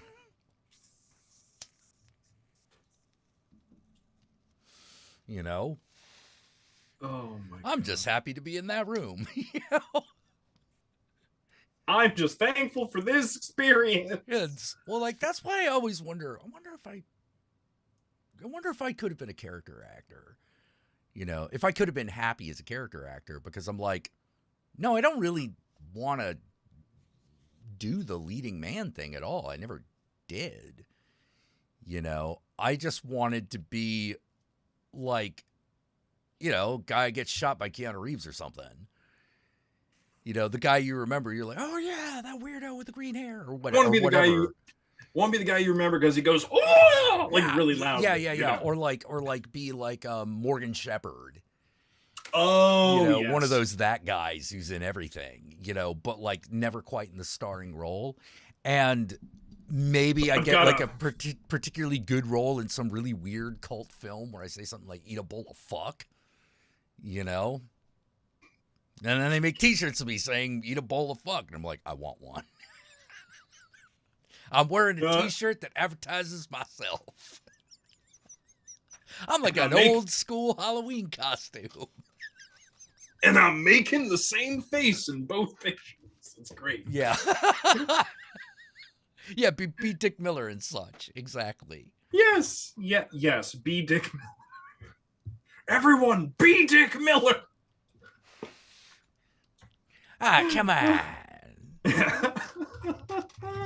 Come on, Sean. You don't want me to do that, do you? Yeah. Yeah. Okay. You know. But yeah, I kind of love that stuff, and the only thing I really care about, well, whatever it is I do for money, is that I'm doing enough. Which brings us to we've met our monthly donation goal. So, but if you want to help us meet September's donation goal, the lines are open. Donations today will carry over into September, where hopefully we will once again meet our $300 goal. Satan's blessings will be upon you for donating, and the black goat of the Sabbath himself shall oversee something that you want. He'll help you get a girlfriend. Probably not, but, you know, hey, it's the thought that counts. Hey, you have a wife, you're trying to get pregnant, he'll help! That kid may be his at some point, but well, Satan will do you. Yeah, Satan will do you solid. You know, you got what you want. Oh my god, no. The best cry of like some of the best villains. Why? You got what you wanted. Oh god, I love the line in Dusk Till Dawn. Like, are you too stupid to realize when you've won? Because I realized when I was watching that movie again, I realized, holy shit, that is the problem I have been having with certain people. They didn't recognize when they won. And they just kept going. And yeah, they kept doing it. And you're like, stop it, you won. Now you're just being an ass and you're losing. But I have to win forever. That's not how that works. No, that's not how that works. You know, like, part of the great thing about winning is you could sit back a little bit. Winner is not an occupation. Okay?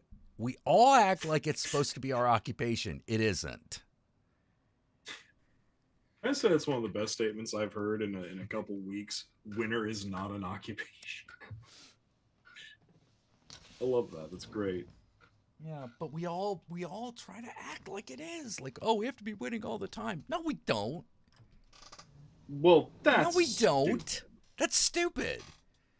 You know, like what kind of fucking way is that to live? It's not. It's not, you know. And you're like, yeah, but that's how winners see it. And I'm like, no, not necessarily. That's how sad people see it. Yeah. Because the people are way more likely to remember your successes than mistakes. The only person who remembers your mistakes better than your successes is you. Unless you really make yourself a problem. And by that, I mean guys like Andrew Tate, guys like Ben Shapiro, guys like Matt Walsh. You know, schmucks. Schmucks. Well, I mean, when you get right down to it, I think Ben Shapiro's more of a putz than a schmuck. You know. Hey now. These are hard-working, salt of the earth, old-fashioned people, good old boys, you know. Morons. And none of them are, really. Yeah, none of them are. They all come from, like, families of, like, influence, of some kind of status, to which I'm always like, don't talk to me about tradition, you're the real bougie motherfuckers, okay? It's like I was saying the last time that, like, it's like I was saying when, like, it was you, me, and Horror Mom. Look, I tried to read J.D. Vance's book, you know, the one where he shits on the entire Appalachian region.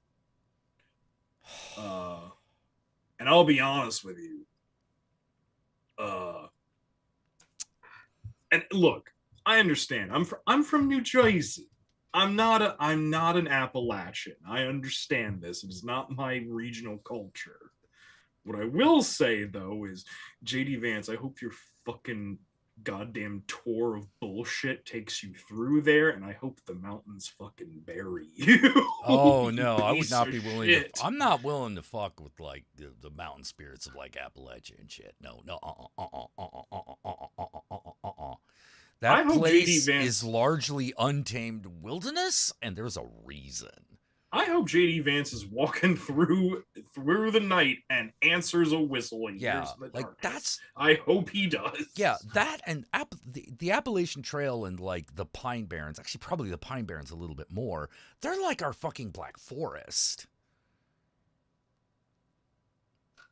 Oldest mountain range on the planet. Yeah. Ancient. You know, there are things that walk there, and they walk there alone. You know, they like it like that. Okay, Haunting of Hill House, calm the fuck down. Yeah. Yeah. The one actually, where Pumpkinhead gets his ass too right. Too right. just stumbles in. God damn you! He already has J.D. Vance. J.D. Vance. He already has. Oh man, I don't know why it just tickled me so completely. The Pumpkinhead had a legitimate hag in it.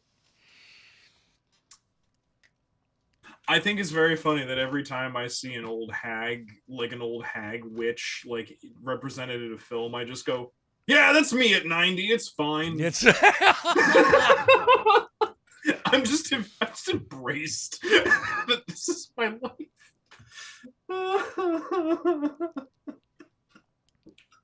Could you help Granny get her spectacles? Exactly. Grab an axe. Oh, actually, you know, speaking of that, I recently watched there's I'll have to like refer you to the YouTube channel later. I was watching this video essay about this. It's interesting. She's a half Egyptian, half Italian practicing witch currently living in the UK who has a YouTube channel talking about it. Oh.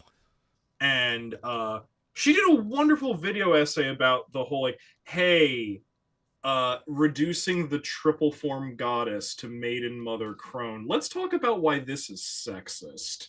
And I'm like, oh my god, yes, can we please? Oh, we're gonna. Oh, Gerald Gardner, we're gonna shit all over you. As we should. And no, here's the thing. It's true, because look, there's nothing wrong with taking the triform goddess and also having one of her triforms being ages necessarily, but the way they are split up, like for instance, if you ever look at Gerald Gardner's shit, like it's all like, yes, the horned god who is child, youth, and old hermit, and I'm just like, okay, well, that's just stages of life. What did you do with the divine feminine? Maiden, mother, and crone. Why is she defined by her uterus? Yeah, because that's fucked up. Yeah, because while a lot of them have that aspect, there are other three things that are considered feminine that they could be associated with, like the fates. Yeah. Like youth, middle age, and old age. It could literally just be that. Yeah. It didn't need to be like her assignment as a child bearer. Yeah. It didn't need to be this. And when you get to something like Hecate or Astarte, then it gets even more esoteric. To the point where we probably completely lost that meaning. I think it's really weird that people keep... Okay. Am I the one who thinks it's weird that, like, people keep taking that three-faced statue and calling the whole thing Hecate, when I'm just like, well, no, that's Diana Triformus. That's Diana, Luna, and Hecate. That's the three of them as one being. Hecate is the one with the spiky crown, and then there's Diana, and then there's Luna or Selene, depending upon your it's like, well, it's like, yeah, because I think what they represent is like the sun, the moon, and the night sky. It's the sun, the moon, the night sky. It's or sun, the moon, the stars. In another way of putting it, it's also the light of the night, the huntress, and the underworld. Yeah, it's like it's all the things. It's the varying degrees of darkness. Yeah. Like the Morgan is like that. Mm-hmm. She's often a triform goddess, but yeah, it's and each of her forms have a name. Yeah. That's why it gets weird and interchangeable. But like the thing that, like I keep saying, one of the things that's really, really, really, really, really, really, really interesting about cultures that have an ancient goddess,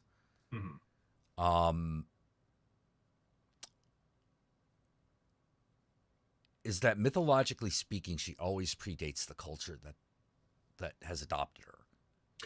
Okay, literally, if you look at the concept of like Diana Triformus or Diana Tridevi, the Tridiva, the threefold of Diana, of like Diana, Luna, and Hecate.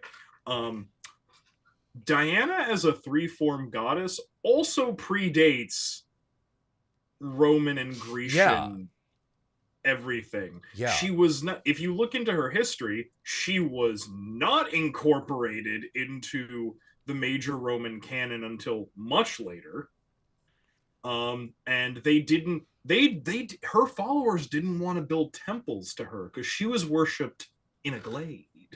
Yeah. Out in the wild. Yeah, pagan literal pagan practice. Yeah, even for the pagans. Even for the pagan Romans, that was well, yeah, because the word pagan really means peasant. So yeah, actually, like even for the Romans, this was like pagan. Yeah. practice. This was these like, were they were the gods and legends of essentially the local people. out in a wild wood somewhere, not connected to like the big metropolis. Yeah.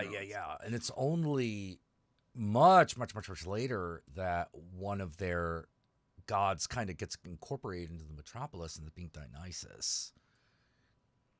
Mm-hmm. It takes much longer, and then by the time the Romans really much later in Rome, like he becomes Pan and kind of gets pushed back out. Because they were like, oh, well, Pan is all about this, like debauchery and I love that. stuff. I love that Hermes Loose and morals, not our good upstanding Romanness. I love how how Pan and Hermes are used to be the same being. They got like split in half. Yeah, well, Hermes was a triple form god. Yeah, it was Hermes, Pan, and I honestly forget who the third. Yeah, was. yeah. Well, I don't remember. basically it was Hermes. It might have actually been, it might have been Bacchus actually. But like, well, Hermes, Bacchus is Roman specifically. yeah, who was it? No. Then it was Dionysus, because he had the Thyrsus. Yes. Yeah. So, and Hermes and Hermes shows up a lot in the later Hellenistic Dionysian mysteries, because people forget that Dionysus, much like Persephone, is actually a non-Hellenistic in origin, but is a Mycenaean. Yeah, and the third god that makes up Hermes, I believe, is Ptah, the god of wanderers. Because it was he was a god. We associate him with Greece, because that's the name the Greeks called him. But basically, being the god of messengers, he is also influenced with the other major cultures that they were messaging with. That being out in, the boonies and Egypt. I do like who had their own like messenger wanderer god, who kind of becomes him and Hermes. Actually, it's theorized that Hermes actually comes from Egypt. There's a possibility. Yeah, that that god got like transposed to Greece, and then they were like, "Oh, this seems like a good thing to have a god of," and then they did. I do always find it interesting though that like Hermes and Pan used to actually be like the same. That these were like this was like the same god that did all the shit, and Metropolitan Grecians were like, okay, all the shit that works for us here, we're gonna call that Hermes. And this Pan goat boy, you fuckers out in Acadia can have this shit. We're not dealing with this. Yeah. Whereas it's weird to think of Dionysus as like being part of a messenger of the messenger god. He is. I mean, it makes sense. He was a chthonic god. So yeah, he was a chthonic god, a god of the underworld, and I mean, who among us has not delved into the Orphic mysteries? I ask you. Y'all go to sleep, right?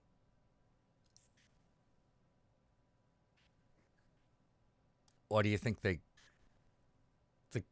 all the dream gods have Orpheus in them? It's because when you dream, you die and rise again. Yes. You travel and rise again. Oh my god. What is oh god, what were we just okay. The Thyrsus. You all know what the funny thing is y'all know what the Thyrsus is. You just don't necessarily call it that. It's easiest way to describe it It is any stick that holds something like an acorn on top of it. In the Dionysian Or not an rites, acorn, a pine cone. yeah. In Something the Dionysian pine rites, cone-like on top of it. it's a shaft of fennel that is topped with a pine cone and has the ribbons, if I'm not mistaken, traditionally are supposed to be purple, white, red, and black, if I'm not mistaken. Yeah. In fact, it can be made out of other things just as long as it's like it enough. In fact, the world's most famous, there is one thyrsus that we use and we bring out about every 4 years. And that's the Olympic torch. And the beautiful, however, And that's why the guy runs. He's doing the messenger god thing. He's holding the badge of office of the messenger god, and it's just that they just lit it on fire. Although Dionysus Thyrsus, fire's cool. Because fire's cool, However, I will say Dionysus Thyrsus is in my opinion superior to Hermes's torch, and I say that for one particular reason, which is that you have Dionysus Thyrsus, you're a true maenad, and you have that shit. You strike the ground with it, fucking psychedelic honey and milk just comes fucking pouring out of it, and I'm like, yes, please. Yeah. The maenads, like, oh my god, what a horrible smear job Greek and Roman culture did on the maenads. Well, because they were powerful, independent dancing women, so we have to depict them as crazy and cannibalistic. Yeah, and they controlled pathways of communication. So if we want them for our state, we have to demonize them. Much like, hey, those women are being successful. Quick, demonize them and then take their shit. That's the history of brewing beer, by the way. Beer used to be brewed by women who wore these really tall, pointy hats so they could be seen in a crowd. And they sold this thing called beer, which is made out of hops that they stirred in a large pot, almost cauldron-like, with a large wooden stick. With a large wooden stick that had all these branches on the end of it, because that would open the hops up, and it looked like a broom. They literally associated the brewers with witchcraft and demonized them that way, so that Trappist monks could sell their shit. Yeah. So they could steal the recipes and sell shit. Every time powerful women are demonized, it's because the men can't fucking take it. Yeah. I'm kind of noticing it's hard not to notice the pattern, which is, why do we do that? Because patriarchy is a disease. It's a mistake. It's definitely a cult. It's an aberration. It's not natural. It doesn't. Yeah, because it does kind of fall apart once you get back down to, like, for lack of a better way of putting it, Earth. When you start getting back down to planet Earth and you have to actually start doing shit. Like working the land and dealing with each other on an individual basis. Because we still do this today. Like, if you're looking to heal or make an adjustment to the friend group, who do you go to? It's almost never a dude. It's almost always a woman. Did you ever notice that? Yes. I mean, I noticed it. Whenever someone's got a problem with somebody else, they don't talk to me. They talk to the Countess. They like talking to me because they need someone to, like, no, you're not crazy. That guy's an asshole. Like, that's what I do. But when it's, what do I do? Yeah. When it comes to, like, actual, like, well, should we do something? Like, what? No. That's, they go to her. They go to her. And It's not even conscious. People just do it, and I've noticed that just tends to be the case, because when a guy's in charge, what do people usually do? They shut the fuck up. Look, I'm just gonna say this. Literally Was I ever friends with Spoonie? I never met Spoonie, actually. I never met him. I had a few Twitter exchanges with him, but that was really it. By the time I got there, he was long gone. So it's odd, but it's kind of a non-issue for you, really. Yeah. It's a non-issue. Like, he seems like a guy I would have both gotten along with and really not gotten along with, depending on what was happening at the time. Fair assessment. But I will say this though, right? When you look at it, all of our closest cousins evolutionarily on that fucking primate tree, all of our closest genetic relatives are matriarchal societies. So Yeah. when it comes to when it comes to human beings as a species, when it comes to Homo sapien, this is what I'll tell you, man. If you if you were to say, what do you think of matriarchy, I'd probably be like, that's probably more in line with our natural impulse, with our hypernatural impulses. Okay, what if it was a completely dualistic, non one over the other society? Okay, that's the evolution of human progress and innovation. Yeah. What do you think of patriarchy? That's a perversion. To me, in my mind, patriarchy, well, the reason it works with civilizations so well is that both of them, patriarchy is really about propping up the illusion of power. Mm-hmm. And civilization is propped up by the illusion of itself. So they are in many ways natural companions.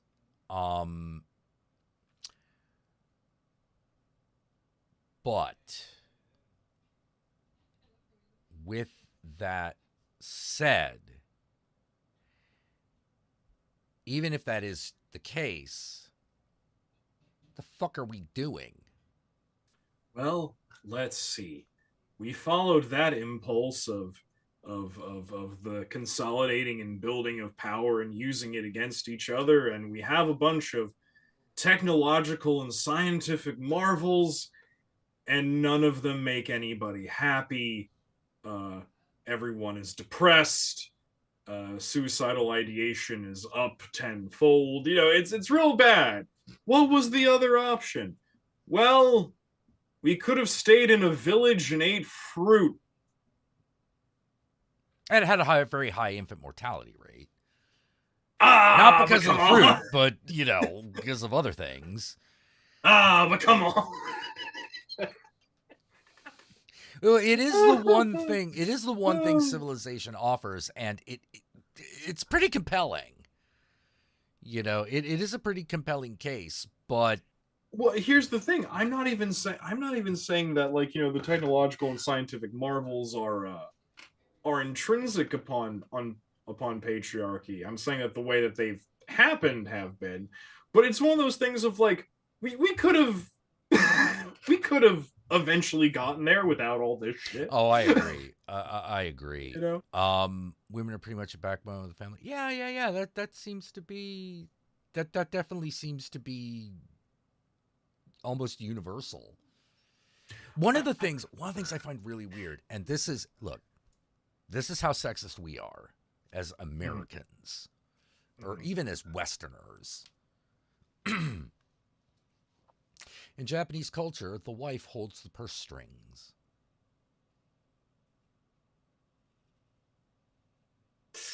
She has a societally recognized family function that is not just raising children. She is still obviously supposed to focus on that because Japan is a very patriarchal society. In many ways, it's very differently patriarchal than Western Europe. I wouldn't say it's less patriarchal. That would be ridiculous. But it manifests very differently. Yes. But one of the things I find so weird about the West is that the first thing we do is try to make sure women just don't have money. What? Like, what? We're a capitalist society. So you know that's on purpose.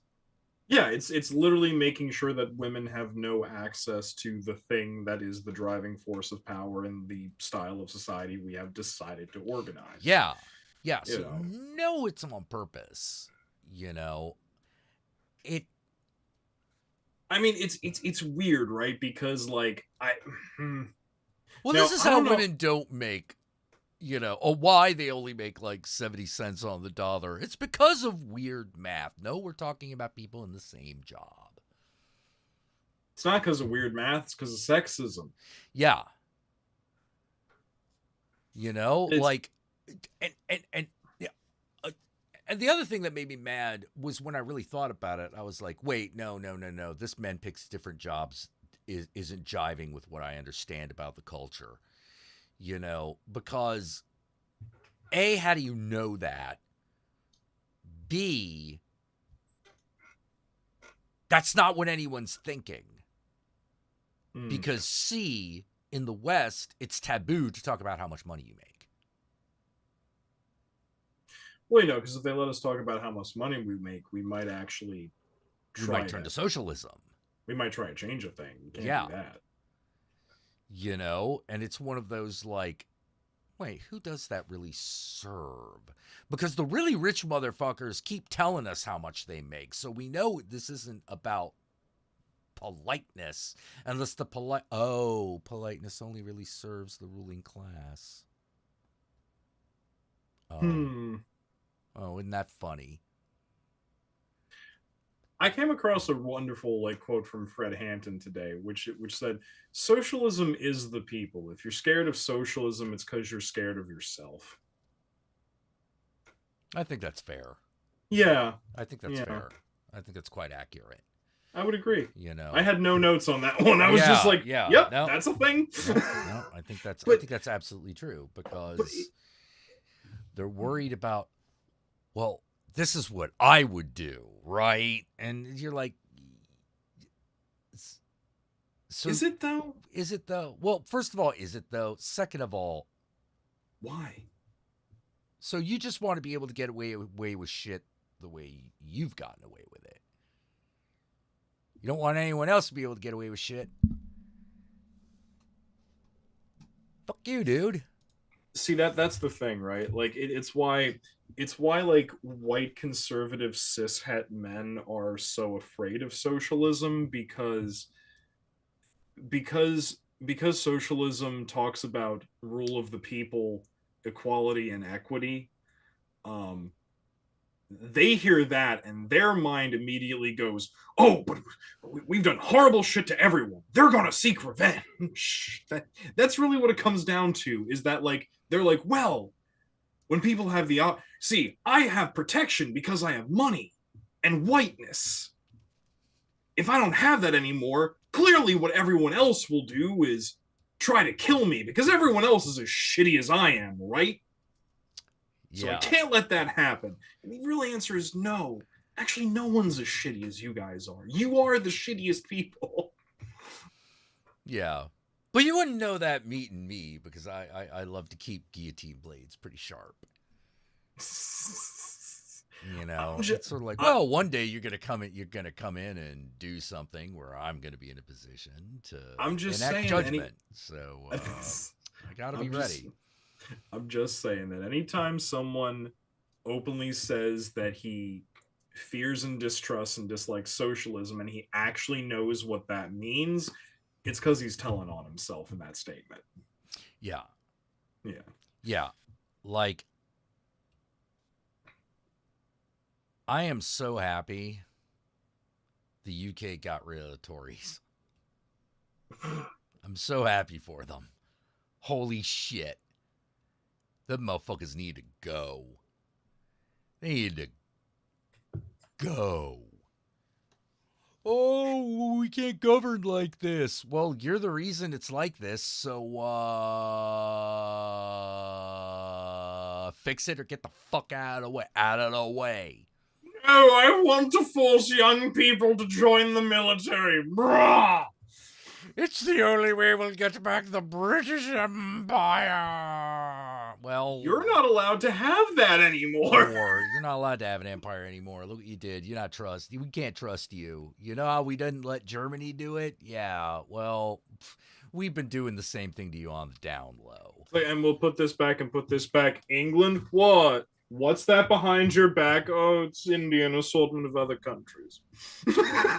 Well, give them back. It's like, okay, we'll give that back. Give that back. What about? Oh God, what was that? That's it's like, oh, but wait, not the Luxembourg. It's like not the Falkland Islands. We need the Falkland Islands for strategic sheep purposes. Well, come on, one of you. We can't just let Luxembourg go to. Oh, one of you's got to take it. The signing of the Treaty of Treaty of Versailles, I think it was. No. It's like with a W. It's something. It's like the Treaty of like Wisteria or some shit like that. I forget what it is, but it's like who wants Luxembourg?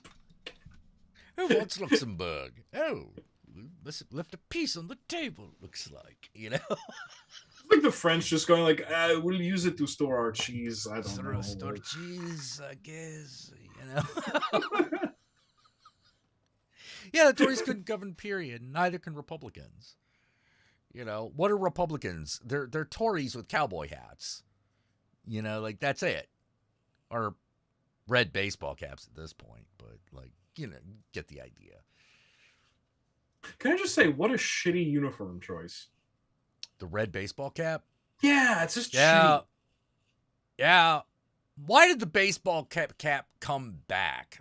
I thought we had destroyed it for everything but baseball. Hey, now, I have baseball caps. Now, to be fair, they're completely black, unmarked, and I wear them backwards. But that's different. I remember when that was the uniform of the enemy. Never hit. Well, I'm from Jersey. It's different. All right. You know, come on. You have to admit, in New Jersey, like black unmarked baseball hat worn backwards and a tank top, that's just kind of it's just kind of a thing. MAGA cap made in China. Yeah, I thought there was no better fucking symbol for MAGA than that. And they're always and they're so busy trying to get you to be afraid of China. And I'm sitting there going like, dude, look, it's time for you to get realistic about a couple of things. One, turns out 1 billion people can get a lot done very quickly if you let them. Second of all, will China be a greater economic power than the United States? Yes. If nothing else changes. If nothing else changes, then yes. However, that doesn't mean we lose. No, it doesn't. And that's the thing. That's the part that I think is so strange. I'm just like, you realize we don't have to be the economically dominant power to be okay. No, like all of Britain's problems currently are coming from the fact that they won't let go of the fact that they aren't anymore. Yeah. You know, it's like it moved on. It's us. It's America now. You know, and it'll be art, and then someone else will take that crown from us. That's the nature of things. You know, hey, Nixon, you're the one who opened up trade with China. Don't look at me. Don't look at me, man. You know, will India outstrip the United States? Yes. Yes, of course. Of course. Why is anyone bothered by this? You know, why? Yeah, why is it? Because they're brown people, and Americans think brown people are beneath notice. But yellow people are strange and scary. And they don't, you know, we're strange and scary. We're inscrutable. They don't understand. They don't understand us at all. They understand. That's the thing I always thought was so fucking funny about white Republicans. It's like, you really don't get Asian people at all. Forgive me for sounding arrogant, but it seems like a very weird thing to not get. Yeah, all you have to do. Well, look, man. Oh no! Let's get into stereotypes. What is the one thing a woman? Not the 1980s. Look, man. Look, man. What is it that white women will always tell you about white men? Oh, there's a lot of shit actually. What's the big one that keeps coming up? So much so that it's a punchline. They don't listen. Oh, I was gonna say that, but I was like, no, that's too obvious. No. Okay. It wasn't obvious that they don't listen, and that is exactly how that happens. Because I don't know how to tell white dudes, which I'm like, they don't expect you to be Asian. But don't get me wrong, they are judging you for it. Because you have to understand, while you're trying to make a big show, they're watching and they're listening. Why?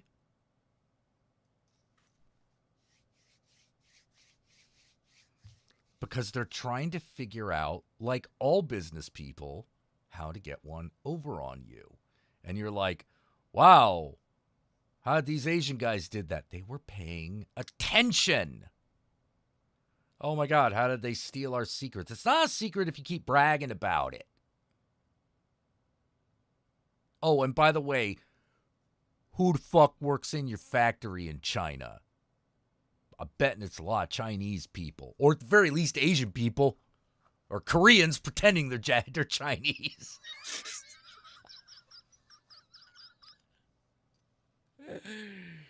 You know, you'd think it was Japan over here. No, I can't. Wait a minute, you're from the peninsula. So, you're a peninsula person. You know, well, at least you're not one of them shifty island people. Hi, I'm from Malaysia. See what I mean? Can't trust them, they're shifty. Oh my God. But anyway. But yeah, like, point is, they're paying attention. Because that's how you win in the long run, is by paying attention. I thought everybody knew that. No, people don't. Then, people don't know that. Then those people are stupid. They're they're not. I'm sorry. Am I just stating obvious fact? I'm sorry. Yeah. These things should be obvious, but like it's so. I love a lot of little cultural differences between Asia and the United States. Like the United States, business people love to make big celebrations out of nothing. Asian companies don't like doing that unless they got something to show. You may have noticed this, even in just the video game industry. Mm-hmm. When do you hear a Japanese video company making a big statement? When something's about ready to be released. Yeah, no, it's like just the release of something, and it's usually, and they make a really big statement when they're about to reveal something that's actually going to revolutionize like a section of the industry. Yeah, they wait to those moments. Western companies do that just because they have formed a company, to the point where a lot of people think that success is just starting the company.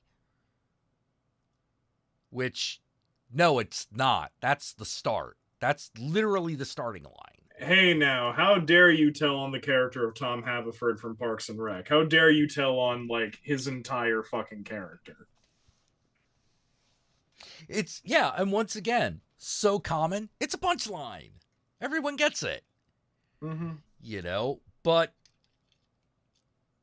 I love that moment in the Tetris movie where he goes up to the president of Nintendo and hands him the dev of Tetris to put in the Game Boy. And you know the prototype of Game Boy, and he's just like sitting there. He just plays it. He's like he's classic old Japanese, old Japanese bald Japanese businessman guy. Got that samurai face, scowling samurai face on. Ba-ding, ba-ding, ba-ding, ba-ding. Doesn't have the Russian music in it or anything. Quite good. Sold. Yeah. And you're like, Sold.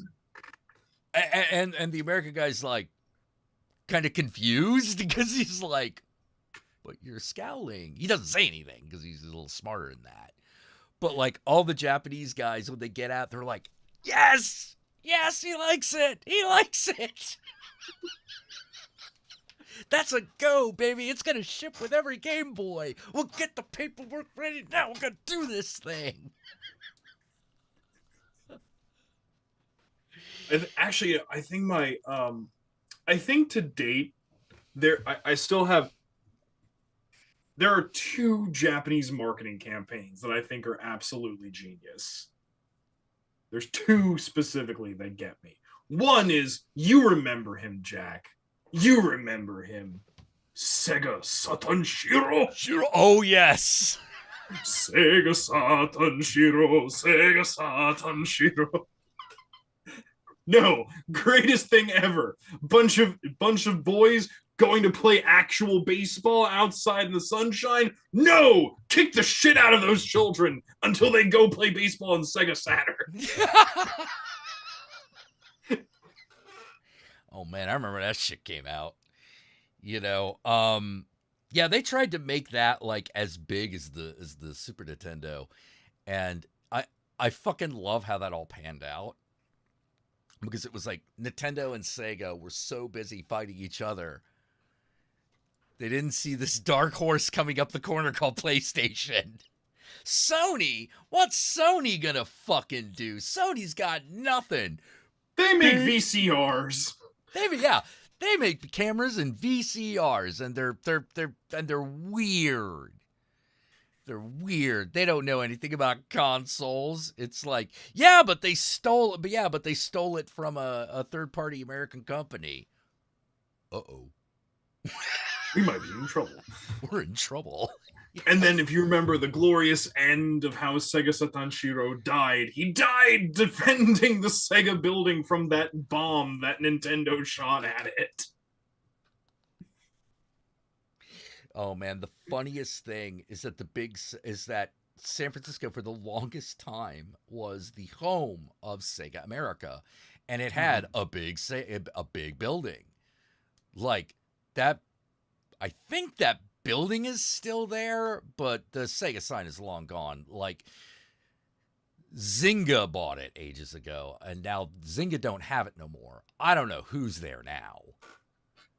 All I know is that for almost a decade, that Sega logo could be seen almost anywhere in this city, man. There were 2 great signs in San Francisco. One, the giant Coca-Cola sign, which they also took down recently, and the big Sega sign. That's how you knew you're in the Bay Area, baby. That and the Transamerica Pyramid. Now, I'll tell you, the second of the 2 genius Japanese marketing campaigns, in my opinion. The second one, of course, being Rainbow Mountain Coffee, starring Tommy Lee Jones. Dude. That shit's genius! Yeah, where he's like an alien teacher. Yeah. No, he's not an alien teacher. He's an alien, and every week he has a different job. Like one week he's a teacher. Oh, okay, okay. Yeah, that's why like 1 week he's a teacher, 1 week he's a crossing guard, 1 week he's a delivery person. He just has like a different job every week. They did a similar campaign. That was actually based on a similar campaign that Guinness did with Rugger Hauer.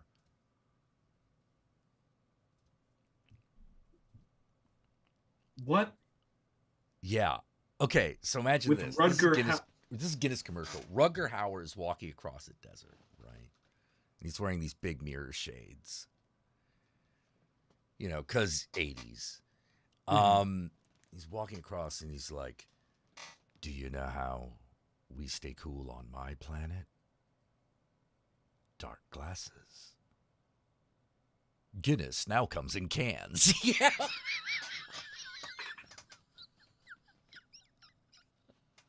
You're like, what?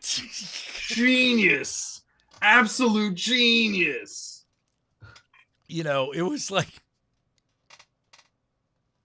those E-Man commercials for like Money Mart, you know, like what was it, Money Supermart?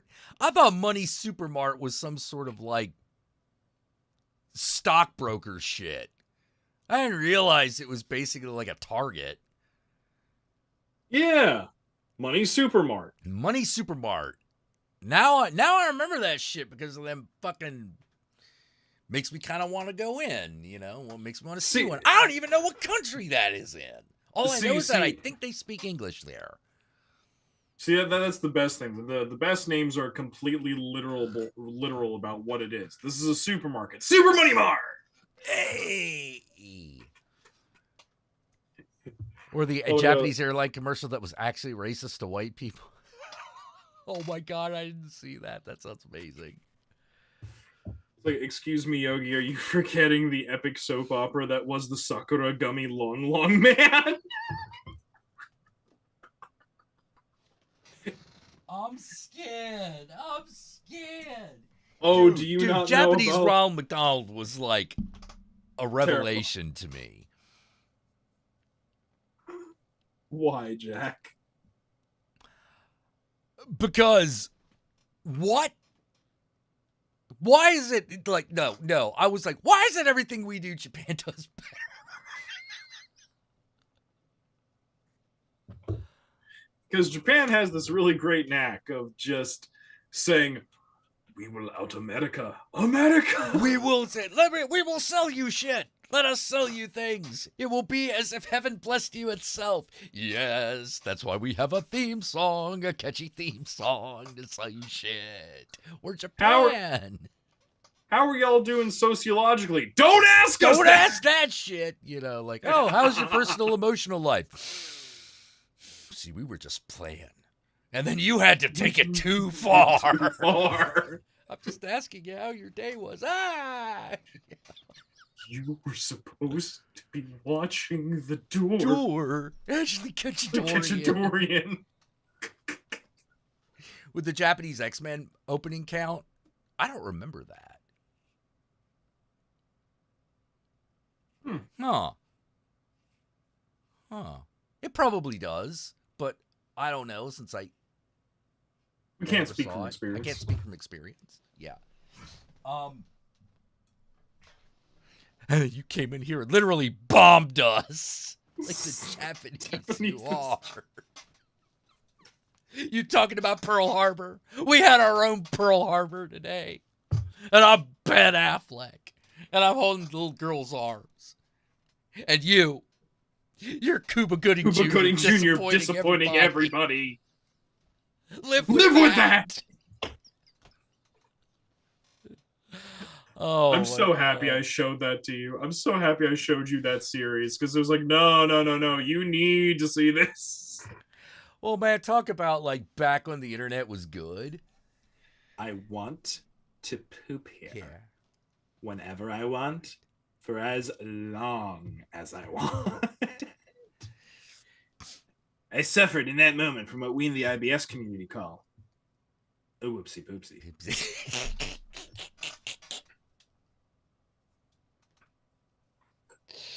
Yes, yes, we get it, DeAndre. You shit on yourself. Yes, that's right. I shit on myself. And then I shit on all my cheerleaders. And then I shit on the football team. And then I shit on the spectators.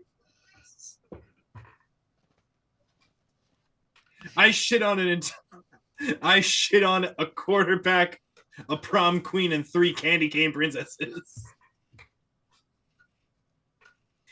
That's not something that one walks back from. What the fuck? Who the fuck are you? Are you? Who the fuck are you? I asked you first. I asked you second.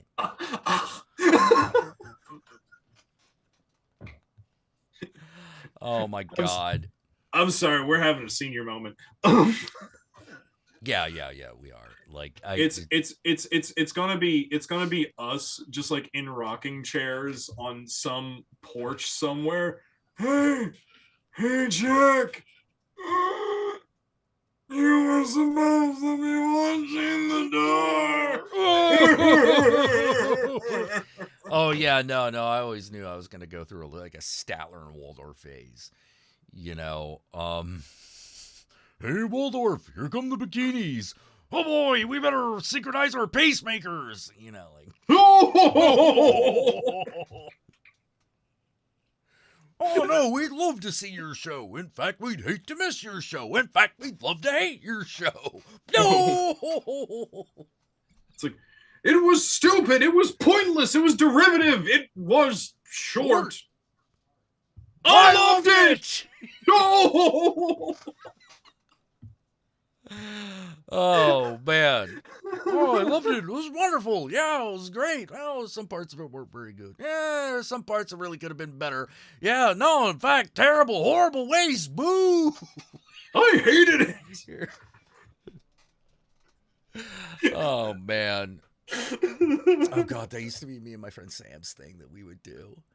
We would do that bit, you know, when all of a sudden for some reason someone would be looking at us.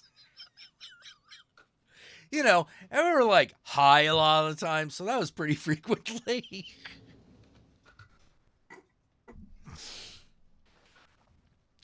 Oh my god. You thought John, me and John would be Statler and Waldorf?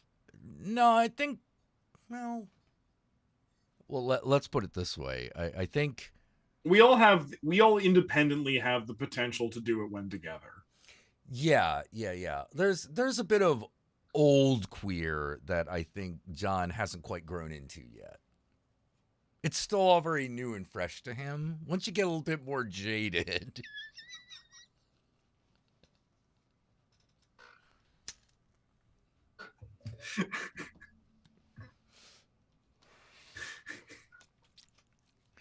You know, then you get into the old queerness, and then it starts to happen. Oh my god, what is the name of that fucking show?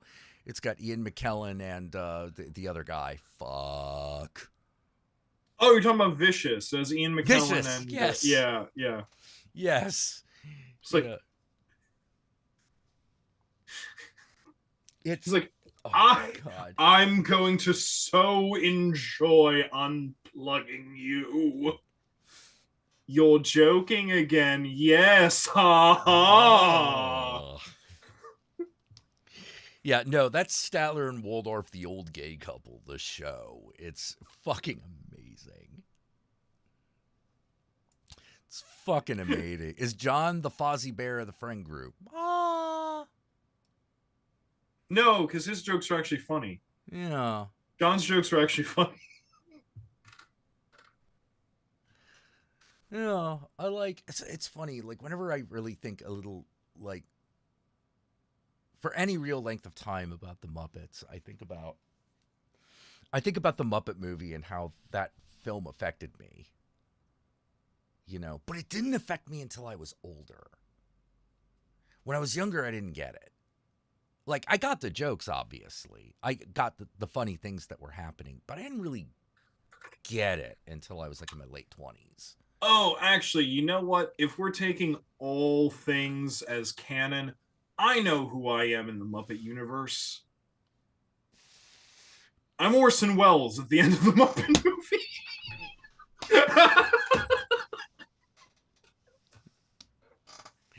Oh my god.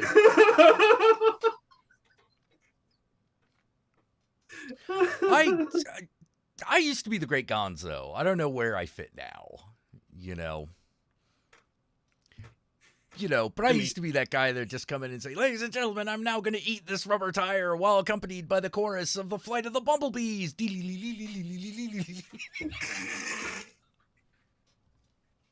I legitimately don't know if there's a Muppet I'm comparable to. I legitimately don't know who I am on that level. It's yeah, because you kind of need like a whole group of people around you. It's Yeah. like they exist as a pantheon. You can have just one, but it's not as good as having the whole group. Yeah, they shine best when they're around each other. Yeah, I don't care what anyone says. Muppet from Space is fucking amazing. Cosmic wisdom fish, man. Cosmic knowledge fish, man. Fish, man. Like, we are cosmic knowledge fish. We know many things. Would you like some tea? I've seen those guys. You've seen them too, right? I've seen those guys. Yeah, fucking like, they appear to the chorus of Earth, Wind, and Fire, Shining Star. Come on. Yeah, of course they do. Sesame Street are technically Muppets, right? Yes. Yeah. They are technically Muppets. It's all Jim Henson shit. So yeah. Yeah, they are connected. They're cousins to each other, but like you see, there's a lot of crossover. There's more crazy Harry. Just keep blowing things up. I love that. I threw the fish and it comes back. Yeah. Boomerang fish. Run away, fish. Throw the fish away. It comes back to me. Yeah. I'll never remember his name, but like that one guy who I'll never remember his name, but like I always kind of had a soft spot for like the old dude with the glasses, like the one who's in the Muppet movie. No, in the Great Muppet Caper, he's the guy running the hotel.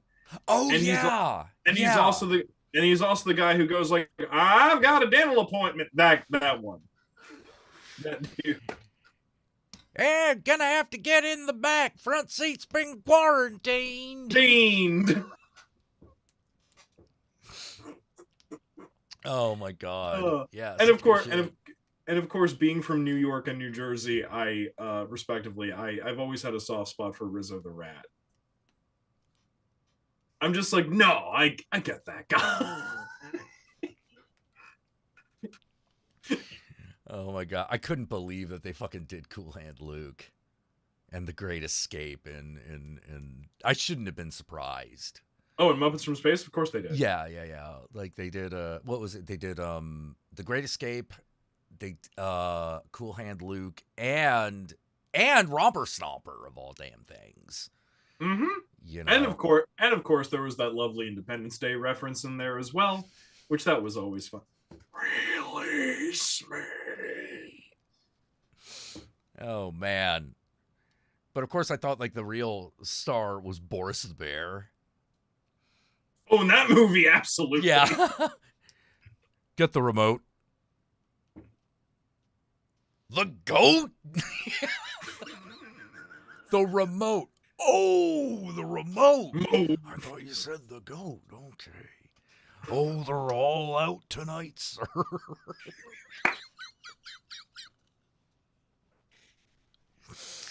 Oh, man. I love him so much. He's so good. Oh my god. I had a royal flush in my head. I really had it. I really had him. You got to know when to hold them. Know when to fold them. Hold them. Three aces. The shrimp wins. Oh, not Pepe. Not Pepe the shrimp. Pepe the prawn. Pepe the prawn. I'm the shrimp. I'm a king prawn. Prawn! Okay. Oh God, that was for a long time, me and my friend Mike, we constantly quote at each other. You tell him, and I will smack you. I'll smack you like a bad donkey, okay?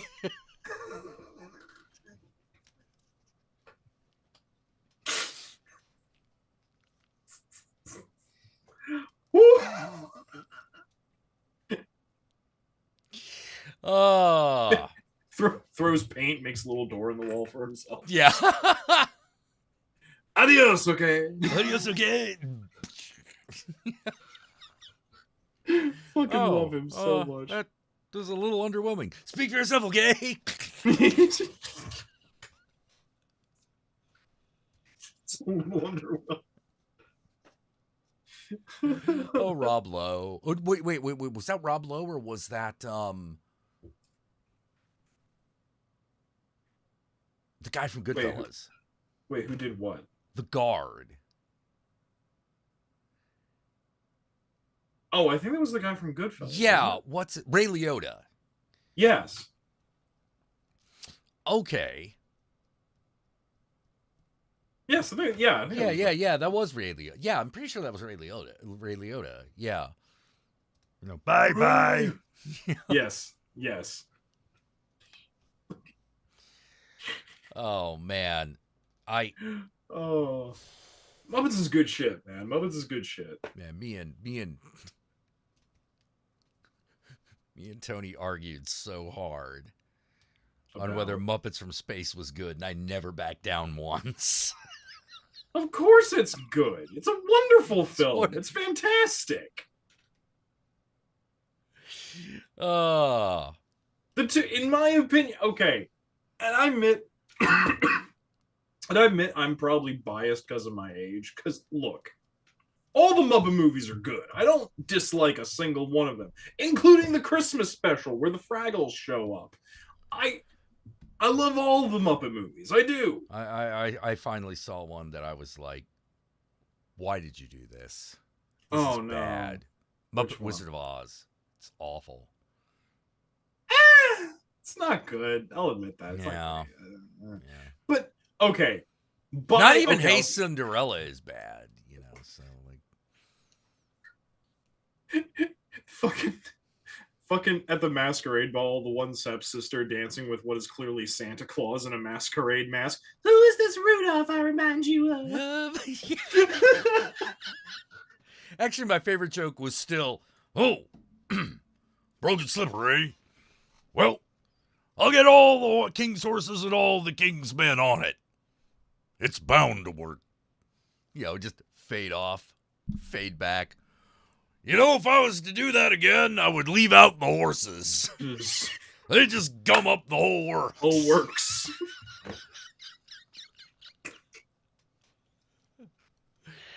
Oh my Hey, god. Cinderella! Yeah. I Love that shit. I don't know why the prince's best friend is a frog. I don't know. Just is. Nor do I particularly question it or give a shit. It just is how it is, man. Fucking. Oh my god, was it the fucking Frog Prince, the introduction of Sweetums? Sweetums gonna hit and smash. Smash. Turn that froggy to froggy hash. Sweetums gonna get him now. Polly Wally Froggy gonna get it. Pow! Wow, we unlocked a core memory, didn't we? Oh, dude, I love that. But Now where that frog? Oh, there he is. He is. So yes, by and large, I love the majority of Muppet things. I do. And maybe I'm a little biased in showing my age here, but to me, no. The two things that are enshrined forever are Muppet Treasure Island and Muppets from Space. Those two things are fucking great. And if you don't like those movies, you didn't like the 90s and you're fucking lying. I question dirty your liar. upbringing. Muppet Treasure Island was great. Oh, yeah. I didn't know that I needed that much Tim Curry in my life, but I should have known. I should have known I needed it. Oh my god. Also, no, actually, I think about it. Also, Muppet Christmas Carol. Muppet Christmas Carol is like undeniably great. Anyone who doesn't like that, I'm like, you're wrong. Yeah. There's only. But it's an opinion. Your opinion's wrong. Your opinion's wrong. My favorite is still the Patrick Stewart Christmas Carol. That is a very good one. Yeah, that's still my favorite because it's the most faithful to the original story. The Muppet one's close second. Very close second. I think the George C. Scott one is also very faithful, but it's also very Americanized. Yeah. And George C. Scott is a great actor, but he's not Patrick Stewart. No, he's not. You know? He's absolutely not. You know, oddly, maybe it's not odd. You know what my favorite George C. Scott movie is? Dr. Strangelove? Oddly enough, no. You think it would be, because don't get me wrong, I love Dr. Strangelove. Man, nothing beats Mein Führer! Yeah. I can walk! Nothing beats that. That's fucking great. But no, my favorite George C. Scott movie is actually The Changeling. Oh. I love him in that. Yeah. That's a performance. That's a fucking performance. That's one man show shit, you know? Like I believe when he wakes up weeping into his pillow over his dead wife and daughter, I believe that that's real and that happened to this man. Like, you're with him every step of the fucking way. Yeah, because and by the time he uncovers what has happened and what this ghost is and why it's doing what it's doing, like, oh, you just want to see that guy fucking burn. Mm-hmm. You know, like, holy crap. Yeah, no, I forget the name of the actor who plays the senator. Yeah, I did too. But he was very good. He was very good. Was it when he gets confronted? He's like, "No, my father was not a murderer." Like, he really, it's so good. Yeah. Everything about that movie is fantastic. Oh yeah, it's a really, really, really good movie. I think it's a little slow. It's fucking atmospheric, you little shit.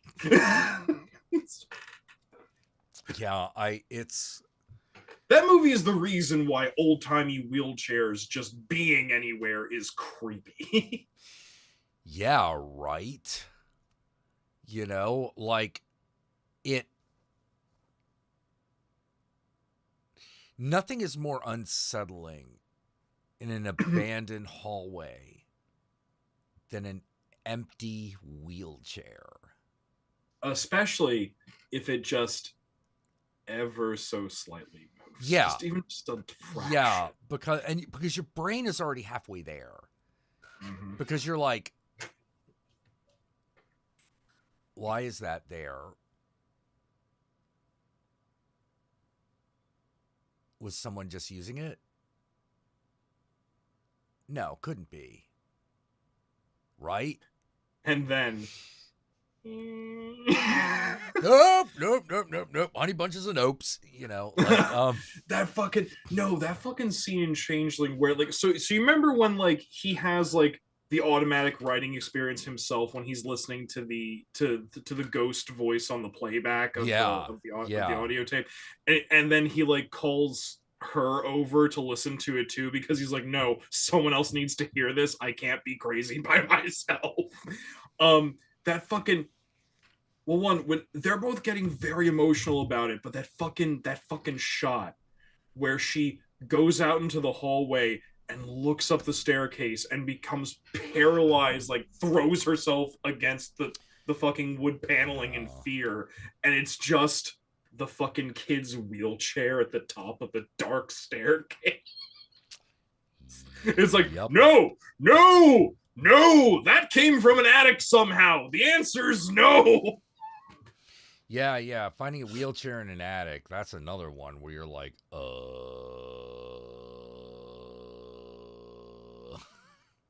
you know, something where it should not be. When the ghost of Joseph throws down his daughter's ball that he has just thrown into the river down the staircase.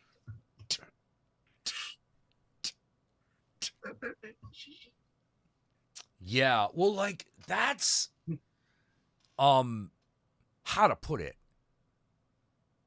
That's a ghost.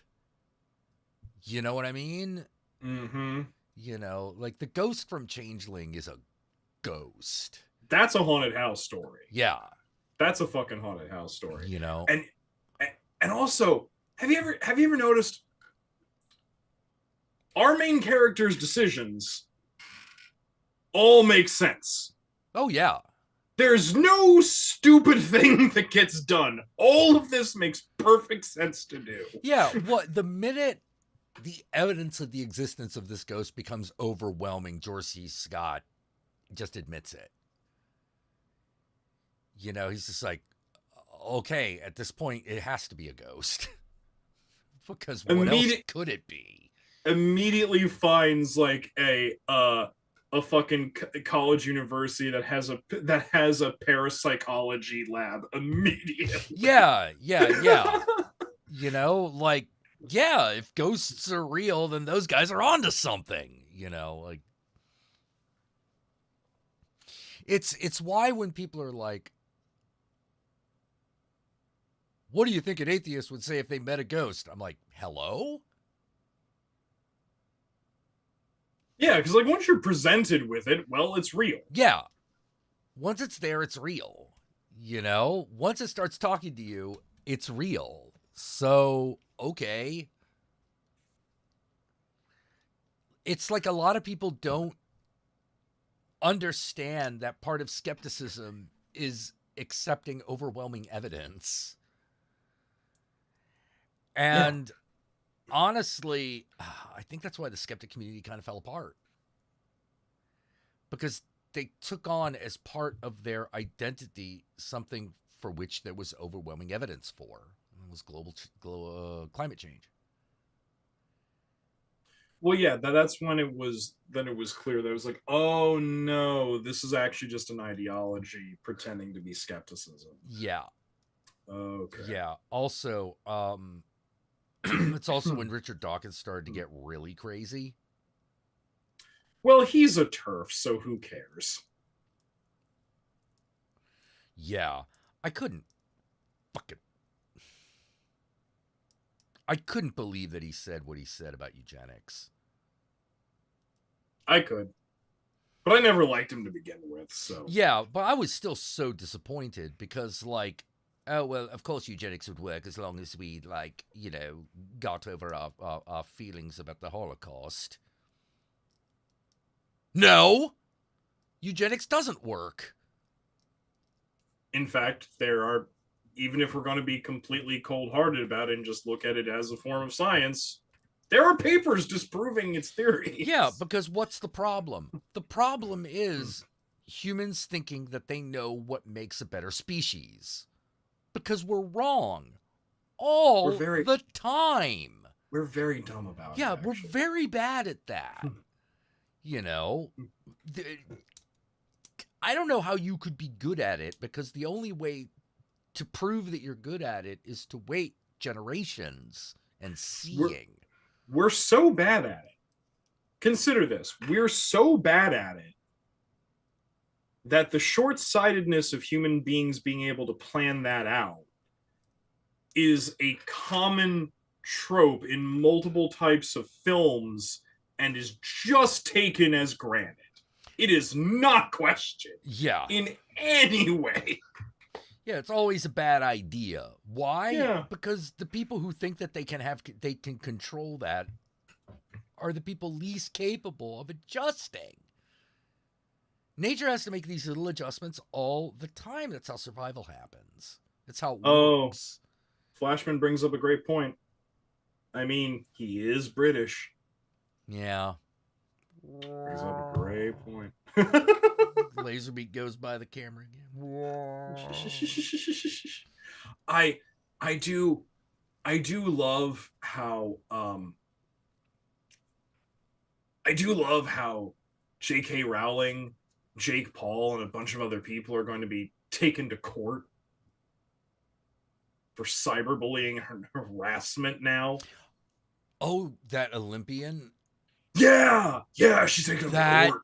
story is so.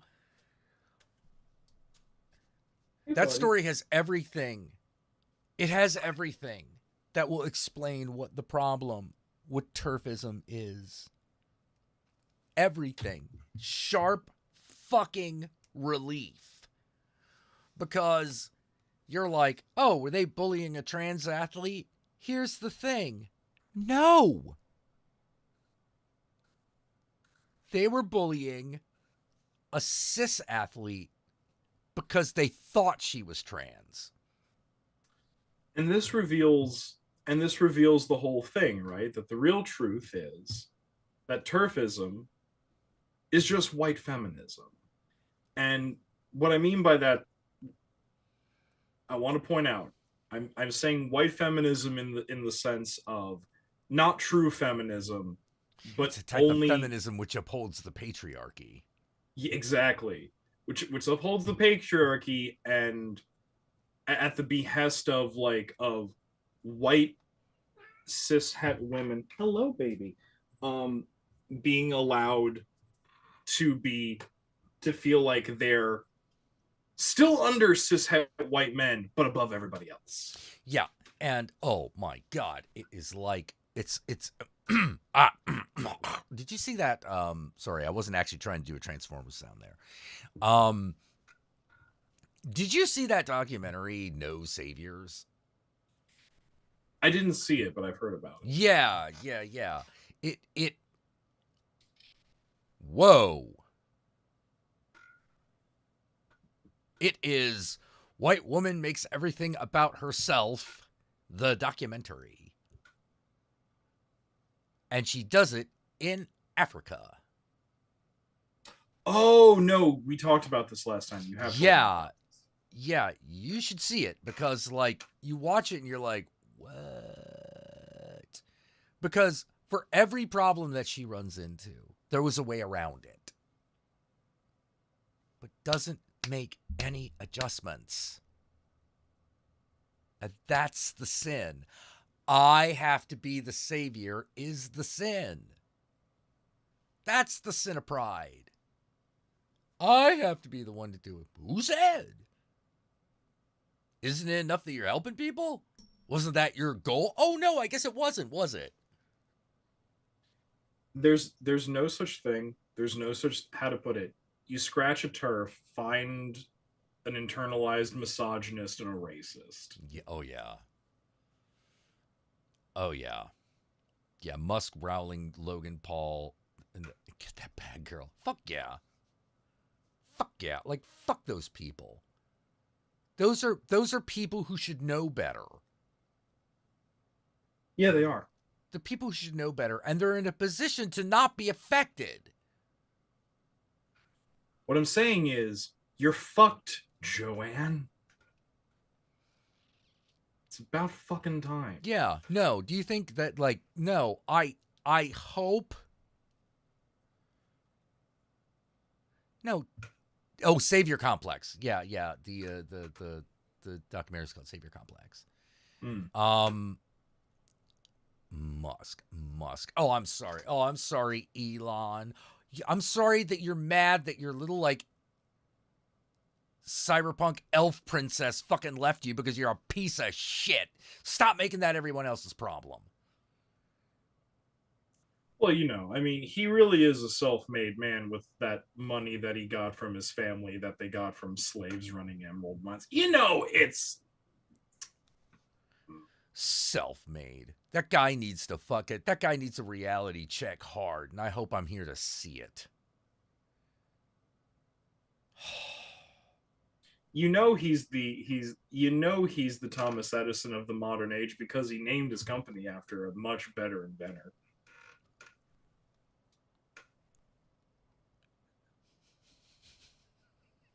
Boom, mic drop on Musk and Edison. Fuck both these bitches. Fucking hell, man. Like, why do we exalt the businessman ever? Well, because capitalism is freedom, Jack. It's freedom. What the? I'm just like, why are we exalting the businessman? Who gives a fuck? Who even likes these people? But no, we all have to put up the illusion that they are to be idolized. Nobody really idolizes them. Yeah, no one actually likes these people. A lot of us just pretend to because we have to support the notion that maybe one day we can have a thing that we actually aren't allowed to have if the system is going to work the way it does, but we ignore that because we're so fucking desperate just for some modicum of happiness that we've been promised comes from money. Yeah, well, it doesn't. Newsflash. Yeah. You know what one thing money will never get you? Enough.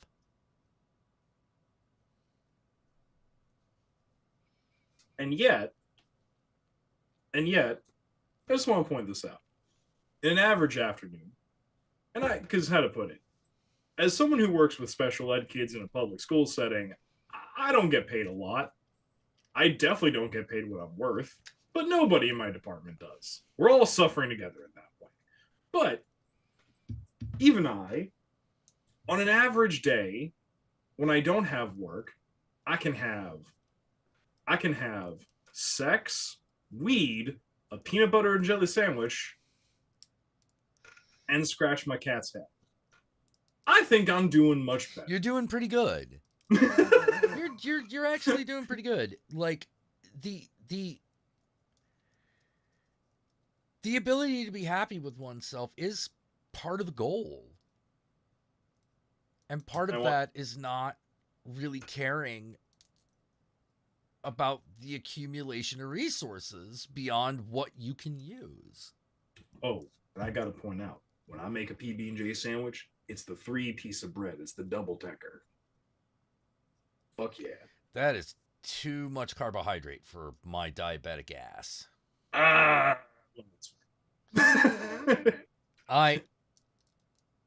went crazy the other day and had a peanut butter banana sandwich. What was the result of that? Deliciousness. All right. For your health, what was the result of that?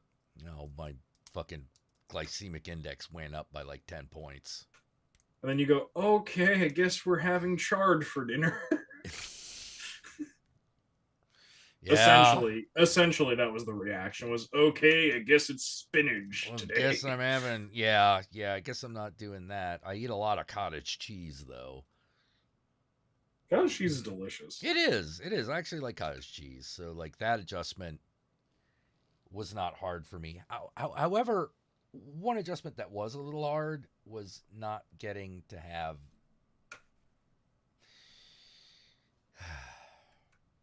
not having syrupy peaches with it. Oh. I like syrupy peaches. Yeah. Well, you could have a fresh peach that's cut, right? Yeah. Like I can do that, but then I have to cut the peach. You know what I mean?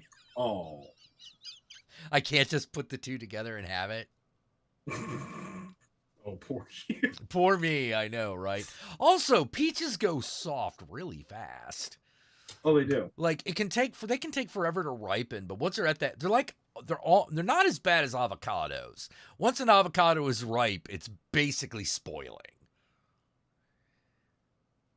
A ripe peach will last a couple of days. You know. Yes. But you know what I made for dinner today? What?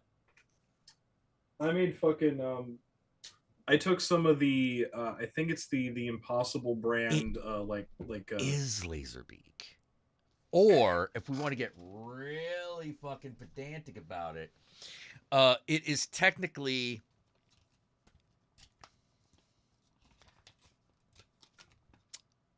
Laserbird. Oh, Because it is a third-party figure that more accurately portrays the character from the cartoon than any official figure. It is Laserbird is without doubt the best Laserbeak. that's hilarious. And I got like little Decepticon stickers so I could make him a Decepticon. Because they're not allowed to sell you. They're not allowed to sell the stickers in the same thing because that would be copyright. Wait. I think I think I can answer this whole problem. Blaine, Autobots, Decepticons. Oh, why didn't you stand in the first place? God, girls are so fucking stupid. Stupid.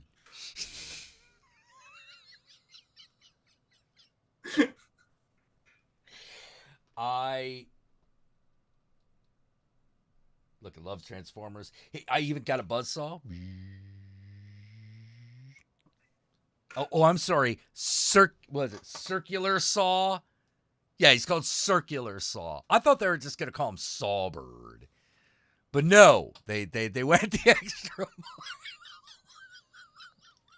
Honestly, over the years as your friend, seeing your love of Transformers and Transformers toys and putting them together and playing with them, I gotta say, if you were born in the 30s, you'd be one of those old men with a train set. Fuck yeah, it would be. What are you talking about? Yeah, you would. You know, there's a part of me that wants like a toy room, and part of that toy room is literally just like a Cybertron landscape. Like just like, you know, maybe not like a whole train set table, maybe a half of one. You know, because there are other things I would want to put up, right? That other half a table got to be used for something. Got to be used for something else. You know. Well, someday soon, I'm also going to be getting an Alita 1 and a Reflector. I'm collecting toys that never existed when I was a kid. No, that's fair. I want an Alita 1 action figure. I want a Reflector action figure. Oh, they don't exist? Fuck you. Fuck you, Hasbro. I do the same thing with different materials, but I essentially do the same thing. I also will buy things to fill a nostalgia hole in my inner child's heart. I do this. Yeah. Oh, I also have the animation, the animation accurate inspired masterpiece Megatron. He's back there in the living room. He's in the living room. Fabulous. You know, and I had to buy a set of animation accurate Decepticon decals to put on my Decepticons. Yeah. These are the ones I put on Laserbeak and Buzzsaw. That's the one I put on Megatron. And then I'll be putting some on Reflector when he arrives. Oh yes, this for you. Oh yes. You know the one thing that really ruined model trains for me though? What? The one thing that ruined model trains for me, like not, and the thing is not really, because you could just do this. But the fact that people don't is what made me sad. Is I'm like, what do you mean people don't pull Gomez Adams moves and crash them into each other? Why the fuck wouldn't you? That sounds amazing. I know, right?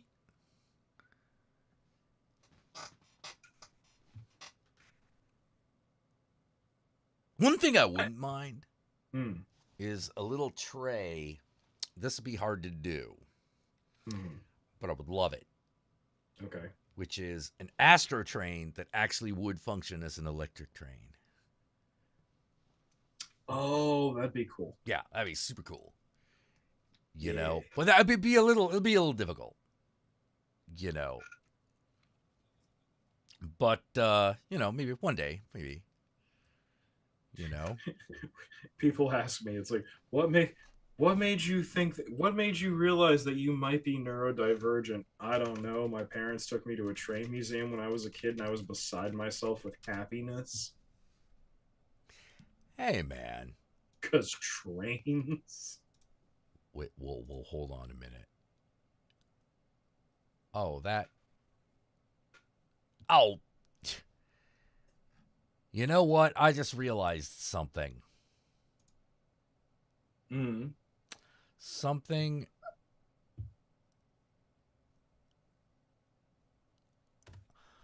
That I have a friend who's really into 3D printing. You know what I should make for myself? Mm. A matrix of leadership that opens up. You should. After all is said and done. You should, especially since I won't get it because it's in the other room, and that requires me opening a door, and the cat's gonna try to follow me and get in the room, and then I'm gonna be like, okay, get out of the room, and he's not want to gonna want to You're get out not of the gonna room. want to do it. I just don't want to fucking go through that. But what's in the other room is I got my 3D printing dream that a friend made for me, which is it's about this tall, and it's the statue of Glycon.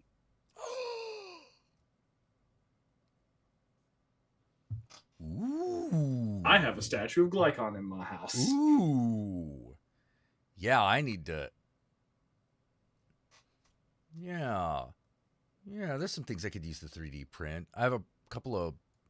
You know what? Come to think of it, I have a couple of broken like transformers that I could print parts for. Because he's also got a 3D scanner. I could Also, scan the broken part, put it back together digitally, and then. Yeah, you could. Mm. Also, Yeah, light our darkest hour. Oh shit! You just reminded me of something Mousedon. It has to light up. Now, what that does mean is that the inner circular part is going to have to attach to one of the parts because it's got to open up eventually, right? But that does mean that like the center part, I can't cut that in half unless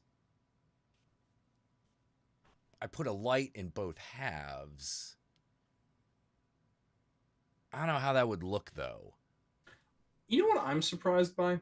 What? I'm surprised that if you have a friend who does 3D printing Mm-hmm. and will do 3D print jobs for you, I'm assuming either by you like paying for the filament or some such shit. Yeah. I'm surprised you don't have a 3D printed Baphomet statue. Largely because I have I already have like 3 Baphomet statues, so I don't really need one printed. I could, however, use a Lilith statue. You could. I could.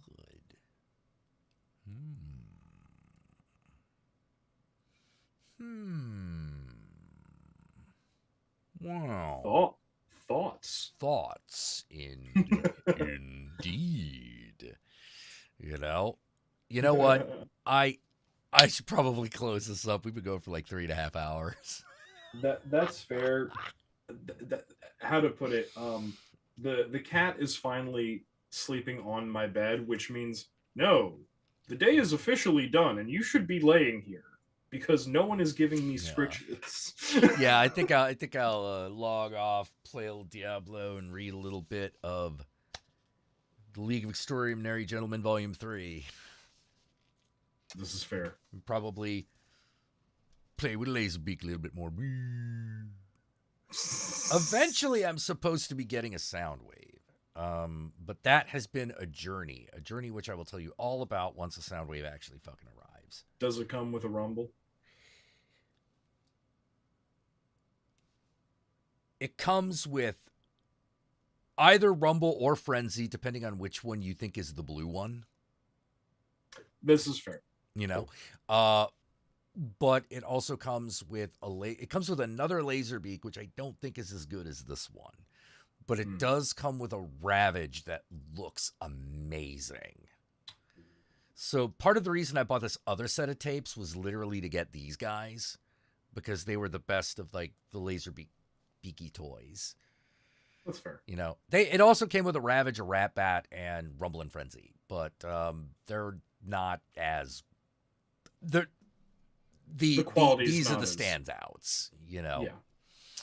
You know, besides the whole pack of them only cost me like $25. You know. Oh. Yeah, because they're like knockoffs of knockoffs. And yet they're the better quality. That's hilarious when that happens. I know. Okay, so until next time, Ave Satana's Disco Inferno Laserbeak. Show us your findings. And remember, Satan and I love y'all very, very, very, very much. Until next time, you take care, and I'll see you again here on Monday, 7 p.m. Pacific Standard Time. Yogi, would you like to say anything? Hail Satan, everybody. Hail Satan.